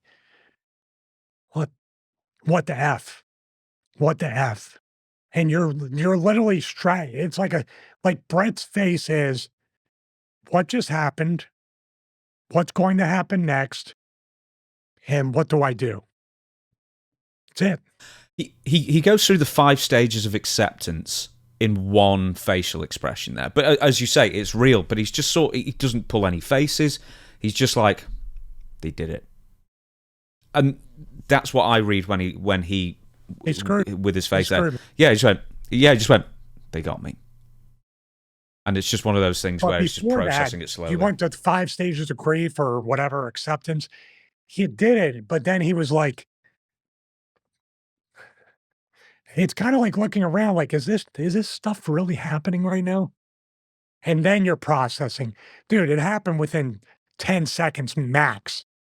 But I got a whole gambit of thoughts, emotions, and anticipation to say, what's Brett going to do now? What's Shawn going to do? What's Vince going to do? What is going on here? That should be after every single false finish. It should intensify the fans' attention instead of saying, okay, I'm pretty tired from all these false finishes. Just end it. I don't want to sound like him, by the way, the Young Bucks did win. And oh, thank God. Do you know, I thought they were really great in that match as well. Not Jack Perry, Will Ospreay and MJF, because most people I think will say that was probably the best match of the show. But juxtapose that with the Young Bucks, they hit a finisher, it doesn't work, they just go straight into the next finisher, and then I think they win. Or more or less, that's how it went at the end. Sorry, it was a week ago, I can't remember. I was drinking. And I wasn't watching it to review, I was watching it to watch it. So with the MJF and Will Ospreay match, they were obviously doing so many moves, high risk, and they were landing everything. It was really artfully done. But MJF did the same thing. He hit a finisher, or what potentially was a finisher, doesn't work, then he went straight into another finisher. And then shortly afterwards, he hits a finisher that Will kicks out of, and then he does the like that. He does the Stevie Richards thumbnail pose as well. But the thing is ultimately, how should one react to somebody kicking out of a finisher? I'm sure it depends on the person, depends on the circumstances. What's the most realistic way? Just acceptance, moving straight into the next move, or the big panto shock? I mean, what's the best reaction for your money? I would be really leaning towards the fact that nobody should kick out of anybody's finish. We should get back to that at least for a while until we've reset, re-educating the fans that a finish is a finish. That we stop overcomplicating this and stop trying to Occam's razor, the straightest point. Just get to it. Wrestling is not something, it's a roller coaster ride. The false finishes are not and don't need to be part of the roller coaster ride of the shine, the heat, the hope spots, the comeback, and then the finish. That's your roller coaster ride. Take the false finishes out. If you are going to have them, save them for the main event. In other words, every match should have a straight up finish. Then when the false finish in the main event happens, and you know what that does? If I'm on the lower part of the card, I'm handcuffed. I can't throw punches maybe, or I can only throw a limited amount. I can't go over 8 to 10 minutes. We can't go outside. We have to wrestle. There's no stipulation. There's no blood feud. My motivation as a worker now, seeing people above me on the card, seeing people later on, besides more money, more pushes, titles, is that I have more creative freedom if I get over to that point. So we need to bring it back down to the foundation, dumb it down, give me shine, heat, maybe a hope spot or two, and a comeback and a finish. That's it. Give us that. And then when you re-deliver false finishes at All In, you re-deliver false finishes at WrestleMania, you're there. So my reaction to that, if you cannot properly react to it, which I would say many young people don't know how to do it. Now, when you get better and you learn how to do it and you watch how it should be done in a realistic fashion, we're going to start bringing it up on the card. You're going to start working those people. Because it only takes that one stupid little NXT face to create the meme. Let's get rid of all that. So I was somebody that would overcompensate my energy for lack of a push. So I was guilty of doing a lot of stuff, not so much, oh my God, I can't believe he kicked out, but I would go wacko and start trying to pull my hair out, pull my knee sleeves down, do all sorts of temper tantrum stuff that would get over, and then it cost me the match or do whatever. So I was trying to formulate it within my character and causing myself to lose the match. These guys don't do that. In other words, I lost my cool. I got off track. I got distracted. I let the opponent recover, and it cost me the match. That makes sense, right? Mm-hmm. It's funny, Christian used to do that after he split up with Edge, and so did Dutch. So there, I don't know about Christian's reasoning, but Dutch always said, well, you know, people won't remember the finish, they remember me more for the, and you get me more heat for next time. Absolutely. And then you can bring it back, because then people will pay to see you lose and then do the temper tantrum afterwards as well. Yeah. I pitched it this, well, now that I think about it, they might have took the idea and ran with somebody else. I wanted myself and Victoria to go through anger management because it kept costing us matches because and they did it with, I'm not saying they did it thinking of me, but they did the Daniel Bryan Kane thing with anger management. Now they got it over. They had Team Hell No and all that. But I remember pitching it we were going to have my therapist, advisor, psychologist every single week who was going to be an indie worker or developmental person that was going to try to, and then say, I can't help you. And then they would become a wrestler and somehow we would wrestle. So yeah, become a psychologist, then become a lower card professional wrestler. Makes perfect sense. Well, you went to be a doctor later. Yeah, I actually booked my own angle without even realizing it. Yeah. You put your own PhD, man. Haha. Okay, so one of the most famous finishers out there is, of course, the super kick from Chris Adams to the modern day, the Young Bucks and the Usos and everybody else who uses it as a finisher and a transition move as well. Stevie is going to be taken to the smart board in a couple of minutes to describe his top 3 favourite super kicks of all time. But before he does, Stevie, you've got some criteria you have used to choose your top 3 and the honourable mentions for a great super kick. I do. And yeah, this is definitely exciting talking about a finisher episode. We didn't talk about it earlier, but when you've watched or listened to all these clips, please keep this in mind. The elements of a finisher. It's very, very important. So we have the thing up on the screen right now. You can read a checklist. Can do it to anyone. That's the number one thing. Can you do this to anyone of any size, any height, any weight? You have to make sure that your finish, it's not much of a finish if you can only do it to 50% of the roster. So you have to really take that into account. Also, hand in hand, all these things go hand in hand, your size and your weight. What's a realistic? I'm not going to choke slam somebody at 6'2". I'm not 2 feet tall yet. It's compressing, but not that much. I'm 6'2", 200 pounds or a little bit less. I'm not going to be choke slamming anybody. You need to set up realistic expectations on what finish is realistic and expected from the fans. Safety factor, that could be number 1. These, by the way, are in no particular order. They're all of equal importance. It's got to be a safe finish, which we could probably eliminate a few people today from the business based on the safety factor. Okay, this is important. You're a Bret Hart fan, so you know. Set up move or moves. John Cena's got the 5 moves of doom. Kevin Nash, Bret Hart, The Undertaker, rest in peace, Psycho Sid. Everybody had an identifiable move set. And most importantly, you knew what move set up the finish. That is every bit as important, if not more important, because it's a Pavlovian response. You're conditioning the crowd. This move leads to this move. Bret was the best one because you knew Russian leg sweep, elbow off the top, and what you call backbreaker, pendulum backbreaker to be more specific. You knew these moves were leading up to the sharpshooter. Really good stuff. Okay, ring positioning. And you're like, well, of course, it's going to be, trust me, I see more people doing their finishes on the apron right now than the center of the ring. You have to have proper ring positioning. This also takes into account where's the hard cam? Where are the cameras? Especially a superplex spot or something off the top rope.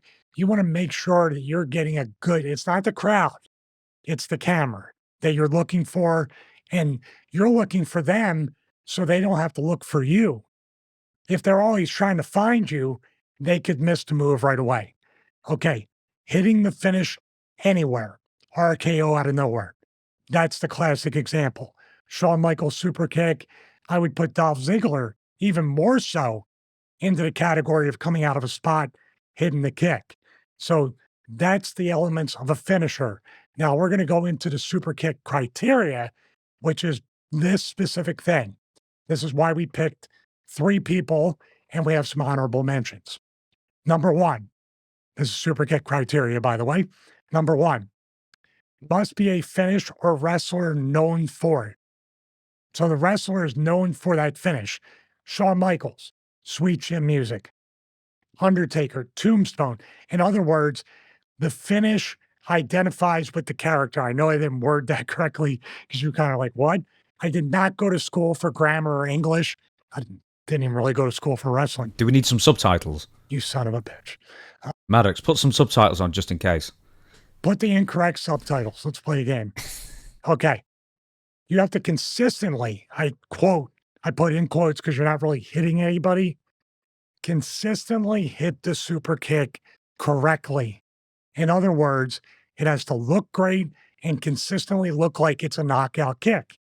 Some guys miss it time to time or try to get cute with it, or they just kick here, but the person acts like they're knocked out. It's just a very weird thing. So Number 3, just talked about with Dolph Ziggler, innovating ways and position to hit it, like pretty much out of nowhere. You scoffing at my grammar again? No, I was looking at my notes. I did not have a lot of room in Canva to create this. I didn't have room for paragraphs. So we're keeping it. No, I was squinting and looking at Dutch versus Lawler. It's caveman criteria. Speaking caveman. Me kick, you fall. There you go. Okay, number 4. This is where it disqualifies a lot of people. Psychology. Less is more. Once. Have to say it 3 times. All right, so that's a criteria. Now, here are the honorable mentions based upon that. Number 1, I just said less is more. So the Young Bucks don't qualify to be the top 3, but they have a great double super kick. Anybody that can kick left-footed, like Just Incredible, Rikishi, one of them, I think they can both kick ambidextrously, I think, right? That puts them at the top of honorable mentions. The Usos, same thing, either single or the double super kick. The double super kick is really hard to not kick your tag team partner and kick them in the ankle with their foot or whatever. They do a great one. This one here, I lumped in pretty much all the Samoans in a different category outside the Usos because of their size. Yokozuna, Rikishi, Alpha. No, Alpha didn't do it. No, I'm talking about Samu and all the other new generation ones. They could throw super kicks better than me. And for the size of Yokozuna and Rikishi specifically, try everybody out there, no matter what you weigh, try to kick like maybe towards the top of the doorway. By the way, don't try this at home. Don't do that. I changed my mind. How's that? No lawsuits. Even though this, I think, is one of his weaker kicks as far as because all the other ones are so impressive, Rob Van Dam. You can't talk about kicks in wrestling, well, Rob, but his spin kicks and the Van Terminator and all the other stuff, his other kicks are just the jumping spin kick or the jumping savate kick, really great stuff. And might be a surprise to most people, Kevin Owens has a great super kick, but it's not his finish. So that's why those are the honorable mentions. And now let's get to the top 3. Finally, the segment that Time and James forgot, the smartboard segment. An inside reference to the point that I forgot we were doing this. But yes, over to you, Stevie, at the whiteboard.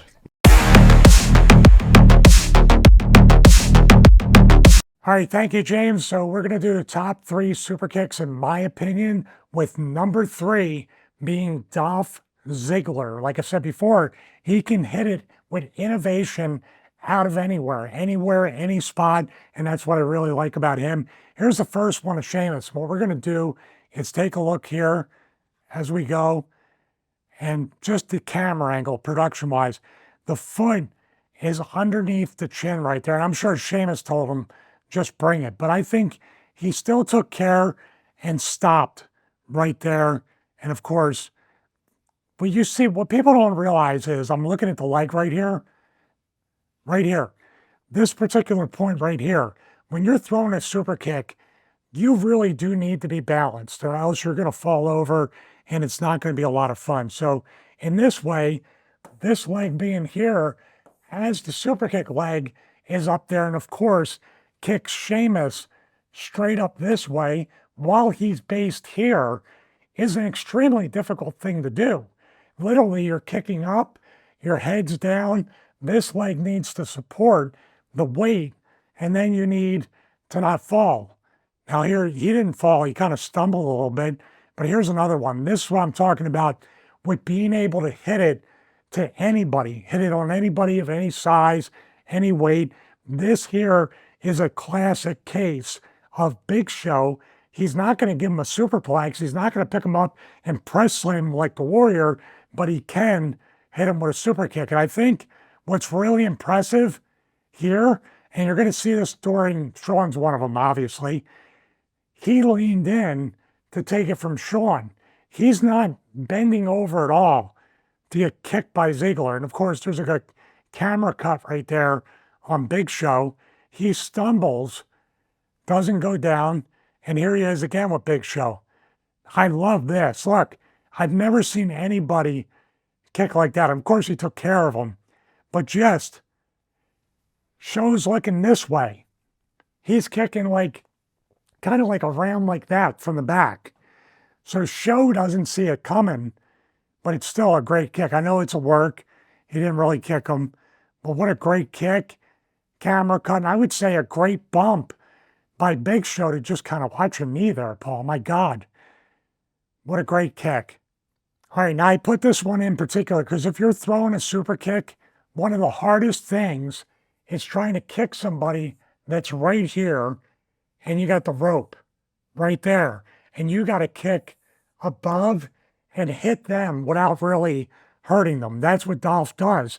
Kicking them is one thing, but you don't have anything. You got to worry about kicking over, hitting, not hitting the ropes, and then when you come back, not catching that foot and making yourself look like a fool on the way down. So it's very important, and he does a great job. Look at that. That's perfect. Look at that. I mean, Xavier Woods leaned in and opened up to it, but he just touched him. Now, the dangerous thing here, James, he's kicking him up towards the temple area. That's what I don't like. I'd rather him kind of kick him more towards the chin area. But man, he caught him pretty good. He stopped it a little bit there, but look at that foot. Right there. Right there. See if he clears it. If his toe was sideways, right here, if his toe was pointed down, he would have totally caught that. If the toe was this, instead of that, he slid down there, he would have got stuck, and then he would have looked like, oh, right to censor. See? There you go. So, but it wouldn't have been good. You definitely need, kicking's important. Coming down correctly without hurting yourself is just as important. Good bump by Xavier Woods. Here's the one on Rusev. Now, what I like about this, you talked about the Jeff Jarrett uppercut punch from Memphis. This is an uppercut super kick. Really good. Because look, they're pretty close together. That's hard to do because I like to extend out, but Dolph needs to almost stuff him with an uppercut and does a great job. Nice sell by Rusev, too. Why is this dude not back in WWE? Why are both these dudes not back in WWE? I guess that's the TNA thing. Hopefully Dolph will be back soon, but that's a great kick. Oh, this one was really good on Dean Ambrose. You're going to love the Dean Ambrose sell on this. You ready, James? Great kick. Oh, he caught him. A little bit of a slap. And then 1 Mississippi, 2 Mississippi, 3 Mississippi, 4 Mississippi. Oh, I got to go out. You got to love it. It hurt so bad that he went, holy God, I don't want to take another. I'm escaping. I'm out of here. Well, not quite. I don't know. I'm stuck. Someone help me? I don't know how I get a kick out of that. That's awesome. So here's him on Seth Rollins. I like this. You know why? Not only because of the kick and it's perfectly placed, Seth is selling here and leaving himself exposed for the kick. Really great spot. Great bump, great kick. Another one. Drew McIntyre takes the best one, I think. Look, snaps back and just that bump. And the way Dolph sells it, he falls on top for the pin. Look at that. Like you just talked about with the Bucks. Right back into it, boy. He hits the kick and falls right on the guy. I love that. I think there's another one right here on the outside. He got the hand up, but still, it happened so quick. Right there, out of nowhere. Good stuff. Okay, number 3 was Dolph Ziggler. People are going to be shocked. Number 2 is Shawn Michaels. So who is number 1? Find out. I think you know who. So This is the most famous Shawn Michaels super kick spot that I could think of as far as out of nowhere. Shelton Benjamin. I tried to recreate this with AJ Styles, and I kicked him in the stomach, but I tried. Can't say anything about this. He did it to Shelton, and he also did it to Rey Mysterio, and Rey's legs got caught behind him. What can I say? Shawn Michaels. I mean, if you're going to talk about super kick as a finish, it's Shawn Michaels. But I do believe there's somebody out there that does it better than Shawn. I think people are going to guess, but they're going to guess wrong. Who's number one? We're going to get to that. Great move, though. Oh, this is one of my favorite segments of all time. DX, Shawn loses his temper. Triple H is kind of messing with him and ribbing him. And Shawn goes down the hallway and just starts kicking everybody. This here, what's your name? Stan. I just kicked Stan. I think I sound like him when I say that, don't I? So he kicks Stan, great bump. Then he goes down. Dude, whoever produced this, wrote this, did a great job, especially the papers in the air. And then look, one camera, does it again. You know what I mean? That's awesome. That's some great stuff. That's why Shawn's the most over one to do the kick, because he can just do it in the scope of a comedy pre-tape, a serious match, whatever it might be, an innovative way. Just amazing. Look at that. Here's the Cena. Great kick here. Great camera cut. Flash. Cena takes the bump. That also takes an incredible production team and director to cut right on the impact, which is awesome. Boom. Right there. The one on Vince, storyline, Shawn got fired as WWF commissioner, and there's Vince just taking it. He didn't really get him. He swept right there. But Vince actually sold it really good. Not like the stunner. Nice. Oh, this was a good one. I think this was a three-way between Hunter, Shawn, and Cena. They're thinking they're both going to team up on Cena. Boom, right in the beginning. Kicks Hunter. And the way Hunter bumps out, that Harley Race bump out to the ring, or out to the floor from the ring. Really great stuff. This here, I left this in here because this is the story behind, this is the kick behind the story between the heat between Rock and Shawn Michaels. You know this story, right, James? And this is the kick where he stiffed Rock with this kick. Now, in defense of Shawn, the hardest super kicks to throw are when someone's running or moving or doing something. When they're not standing static in front of you, it's hard not to stiff somebody or completely miss. I missed Scotty 2 Hotty during that worm at SummerSlam, but I could have easily stiffed him right there. And Shawn stuffed them because they had very little. Look at there's no space. So Shawn is giving him that Dolph Ziggler uppercut super kick, but he took his head off. Ooh, look at that. I think Hunter's feeling it more than anybody. He got shattered dreams. Look at that. Oh, Hunter should be complaining more than anybody. Look at that. His whole shoulder and elbow right in the you-know-what. Oh, Hunter's like, oh no. He's in the fetal position. Oh my goodness. Wow, I didn't notice that. So this is that spot with Big Show where he leans down into the kick. And that's why I'm saying Ziggler did a better job getting that because, see, he leaned down to take it. I got to say this right now. Dude, it makes me so mad, so angry every time they put a legitimate giant like Paul White, Big Show, in a spot where he's made vulnerable, he's made to look stupid, he's got a bump, he's got to look smaller. There's larger than life. They make him look smaller than life. I'll never forgive WWE for doing this guy wrong. He could have been the next Andre the Giant. But all they did was constantly put him in situations and spots to be anything but that. And it really does. I just think it's BS. It really is. Was Paul maybe just too agreeable throughout his career? Not as political as he could be? Yes. I think there was times where he protected his business. More times than not, he just wanted to get over with the boys. He wanted to do good business.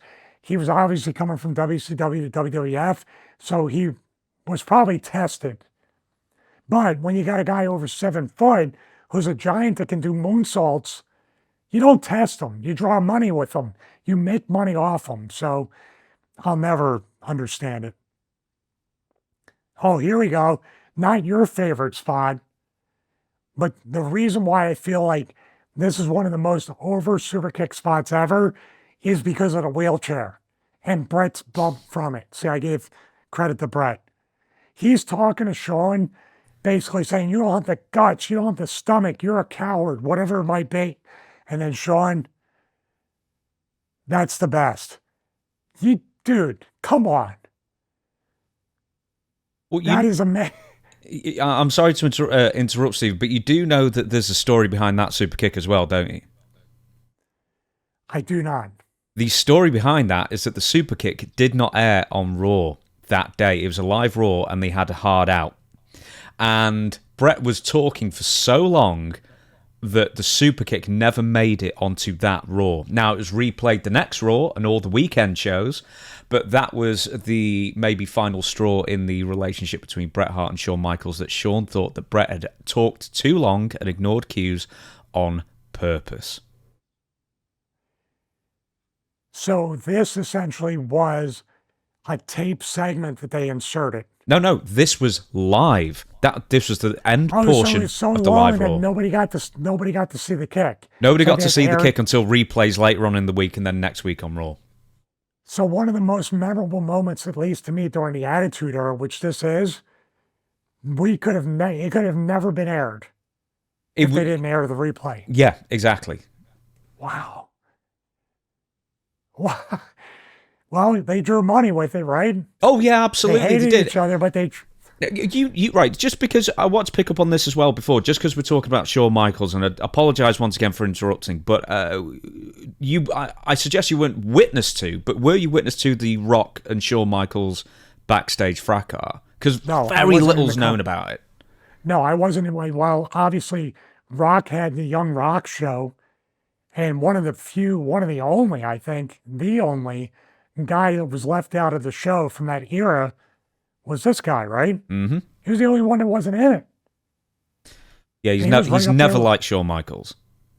And I know why. I mean, because as the foremost author of the wrestling life of Dwayne "The Rock" Johnson, me, him and Triple H made his life a living hell when he was Rocky Maivia, and then Shawn Michaels, of course. I believe the words that Shawn used, according to, I can't remember what source I found, was... after he stiffed him with the kick, well, if that was too tough for you or too stiff for you, then maybe you should get out of the business. That'll do it. And guess what? Now he's their boss. If that wasn't the most famous super kick spot, this catapulted Shawn Michaels to become Shawn Michaels that everybody knows today, the barbershop. And he laid that in there, dude. Cowboy boots and all. Boom. Obviously, this is a 1-2 punch, so to say. The kick and then the glass. Amazing stuff. Just an amazing kick right there. And for Jannetty to take a bump on a floor like we're standing on and sitting on, right? That's a hard bump to take. So it's definitely awesome. He's a coward as well. He tried to jump through the window to escape Shawn. He did. Bobby the Brain Heenan. He knew he would do it, too. I knew he'd do that. Okay, number 3 is Dolph Ziggler. Number 2 is Shawn Michaels. And number 1 is Gentleman Chris Adams. And for people that are younger viewers and never saw Chris Adams throw the Savat kick, a completely different judo type running kick, this is mainly what you would refer to before, James. This was my blueprint more than Shawn. Trying to get a running start, trying to hit it out of nowhere, You like the spot where I came in, ran and threw it, then rolled out of the ring? This is where I got that from. Here we go. It sucks not being able to play the sound because the smack of the flash when he hits the kick is just amazing. Look at this. I don't think anybody could throw it like him. There's something about the stance. Set up like this, and then when he does it, he almost turns into the guy and kicks straight at him. It's very, very unique right there. And always basically in the same spot. And then right here, just like with Dolph, over the ropes, same exact kick. You notice that? You want to talk about consistent. That's Chris Adams. Oh, nice bump too. All right, here's Chris Adams. Boom. Now he's at the other side, but the same thing. He's almost always looking straight at the guy and then kind of turns him midair. Boom. And that sweeping kick. He knows when the guy's bumping, the foot follows through. Great kick. Oh, I love this one. Much like Shawn, and I copied Shawn, from the corner to the center of the ring. Oh, so nice. Not a great bump, but like, you know what I mean? Just a slow bump. I think that's because the ring's super hard and world class, and that dude doesn't want to leave his feet. Look. Really nice. WCW. Look at the, oh my God. I know that the quality of the video is not quite there. Straight on the cheek. Wow. Another one right here, a little grainy. Nice. This is definitely worldwide. Look at the neon up there. Nice. Here's another one. They did a good camera cut here. He had to reach for the guy. I think the guy had to step in half a step, dude. You see how he had to reach for him? He wasn't quite close enough. Great bump there. Was that Barry Horowitz? Looks like him. Am I off on that? Only one man had the trunks of that specific cut. I always found. They were always a tiny bit high on the thigh for Barry. I kind of liked when they turned him and they made him wear the gi and be the judo guy. That's Lenny Lane right there. I liked that for some reason. I don't know why. Kind of covered his body up. He didn't have like a bodybuilder physique, but that just made him stand out. Right here. Nice. Stuffed him that time, but it looks good. Rick Steiner's next. He was the one, the sell by Rick Steiner. This is Brad Armstrong. Another one, really good kick. Look at the legs. I'm going to show the legs right here. Just as you see it. He comes up with the left leg. He's in the air. Dude, both legs are in the air. Both feet are in the air until contact. Look at that. It's like a stutter step in midair.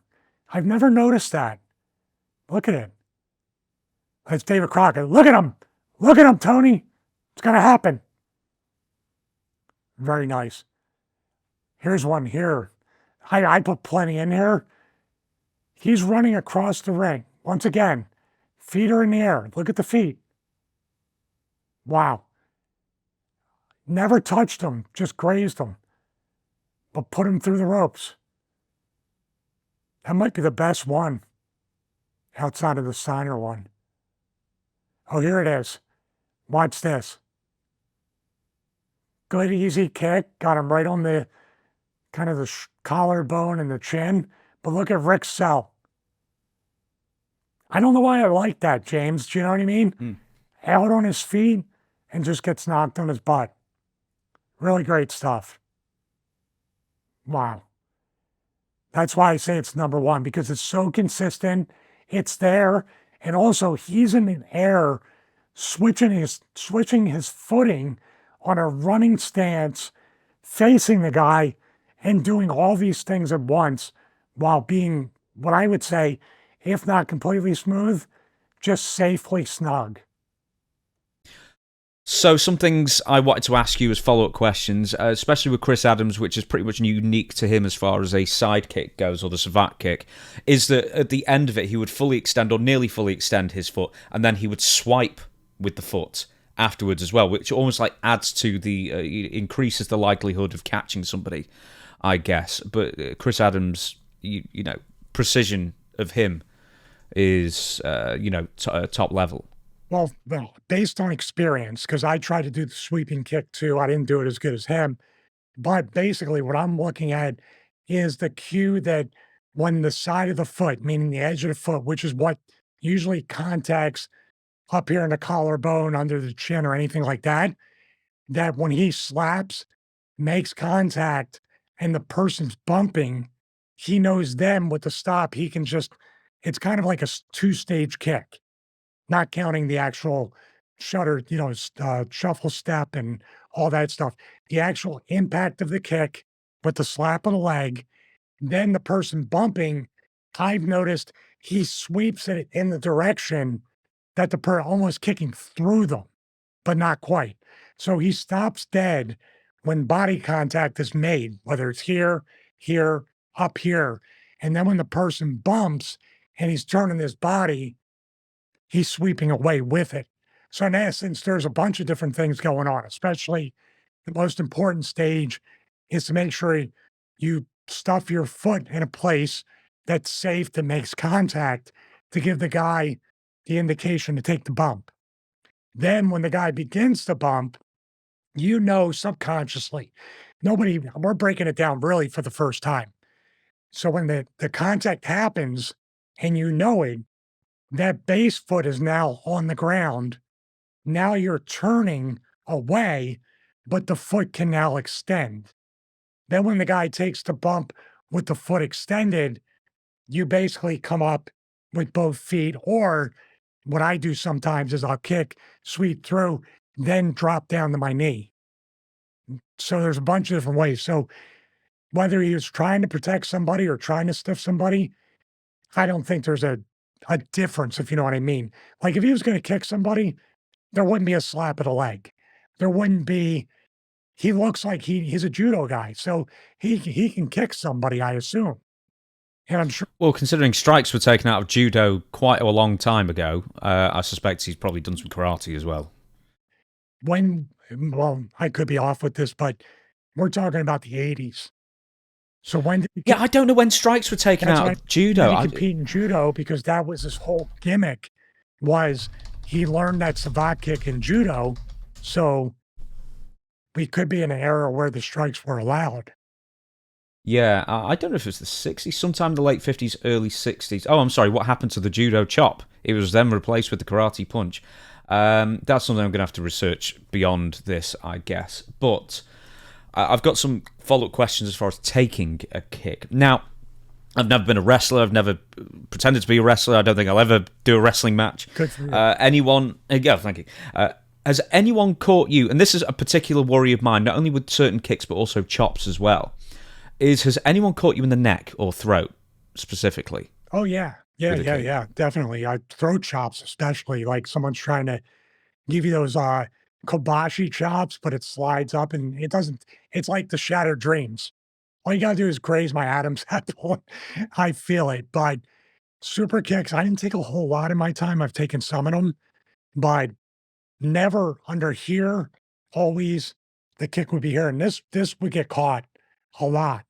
So nothing to where I couldn't eat or swallow or drink water, but it would sometimes be kind of bruised up that way.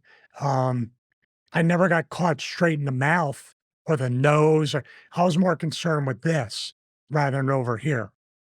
So yeah, I've caught a couple people, but my foot had been so loose, even touching somebody, like the strong kick on Brett with the wheelchair that almost never aired. He just kind of flicked him with the foot. He didn't jam it, so Brett can know he got hit like this and he could stumble back and do the wheelchair thing. Who, as a practitioner, or well-known practitioner of super kicks almost seem to like never land. Basically, what I'm asking is who looked the phoniest, who would always seem to miss by a foot or two, if you know what I mean. I think the Usos, when they were doing the double one at times, they would miss. Rikishi throwing the left one would sometimes miss because the person didn't know where to be in position. Dude, somebody kicking left, taking a double one with one left and right, you're in the center. You're looking straight ahead. Someone's coming from the left. Think about it. Super kicks here. Now he's kicking here. It's like wrestling a person that throws lefts. The southpaw jinx. I'm used to selling this way from a right, but now you're giving me these. That's why, by the way, I loved watching C.W. Anderson work, and I loved working him because one left was it. He never threw the left all the time. The left was just like a knockout blow. So he saved it because he knew if he keep throwing lefts at somebody, they're some people might take a left and sell this way towards it. So that's what I'm looking at. Just Incredible would miss a lot. But here's the thing.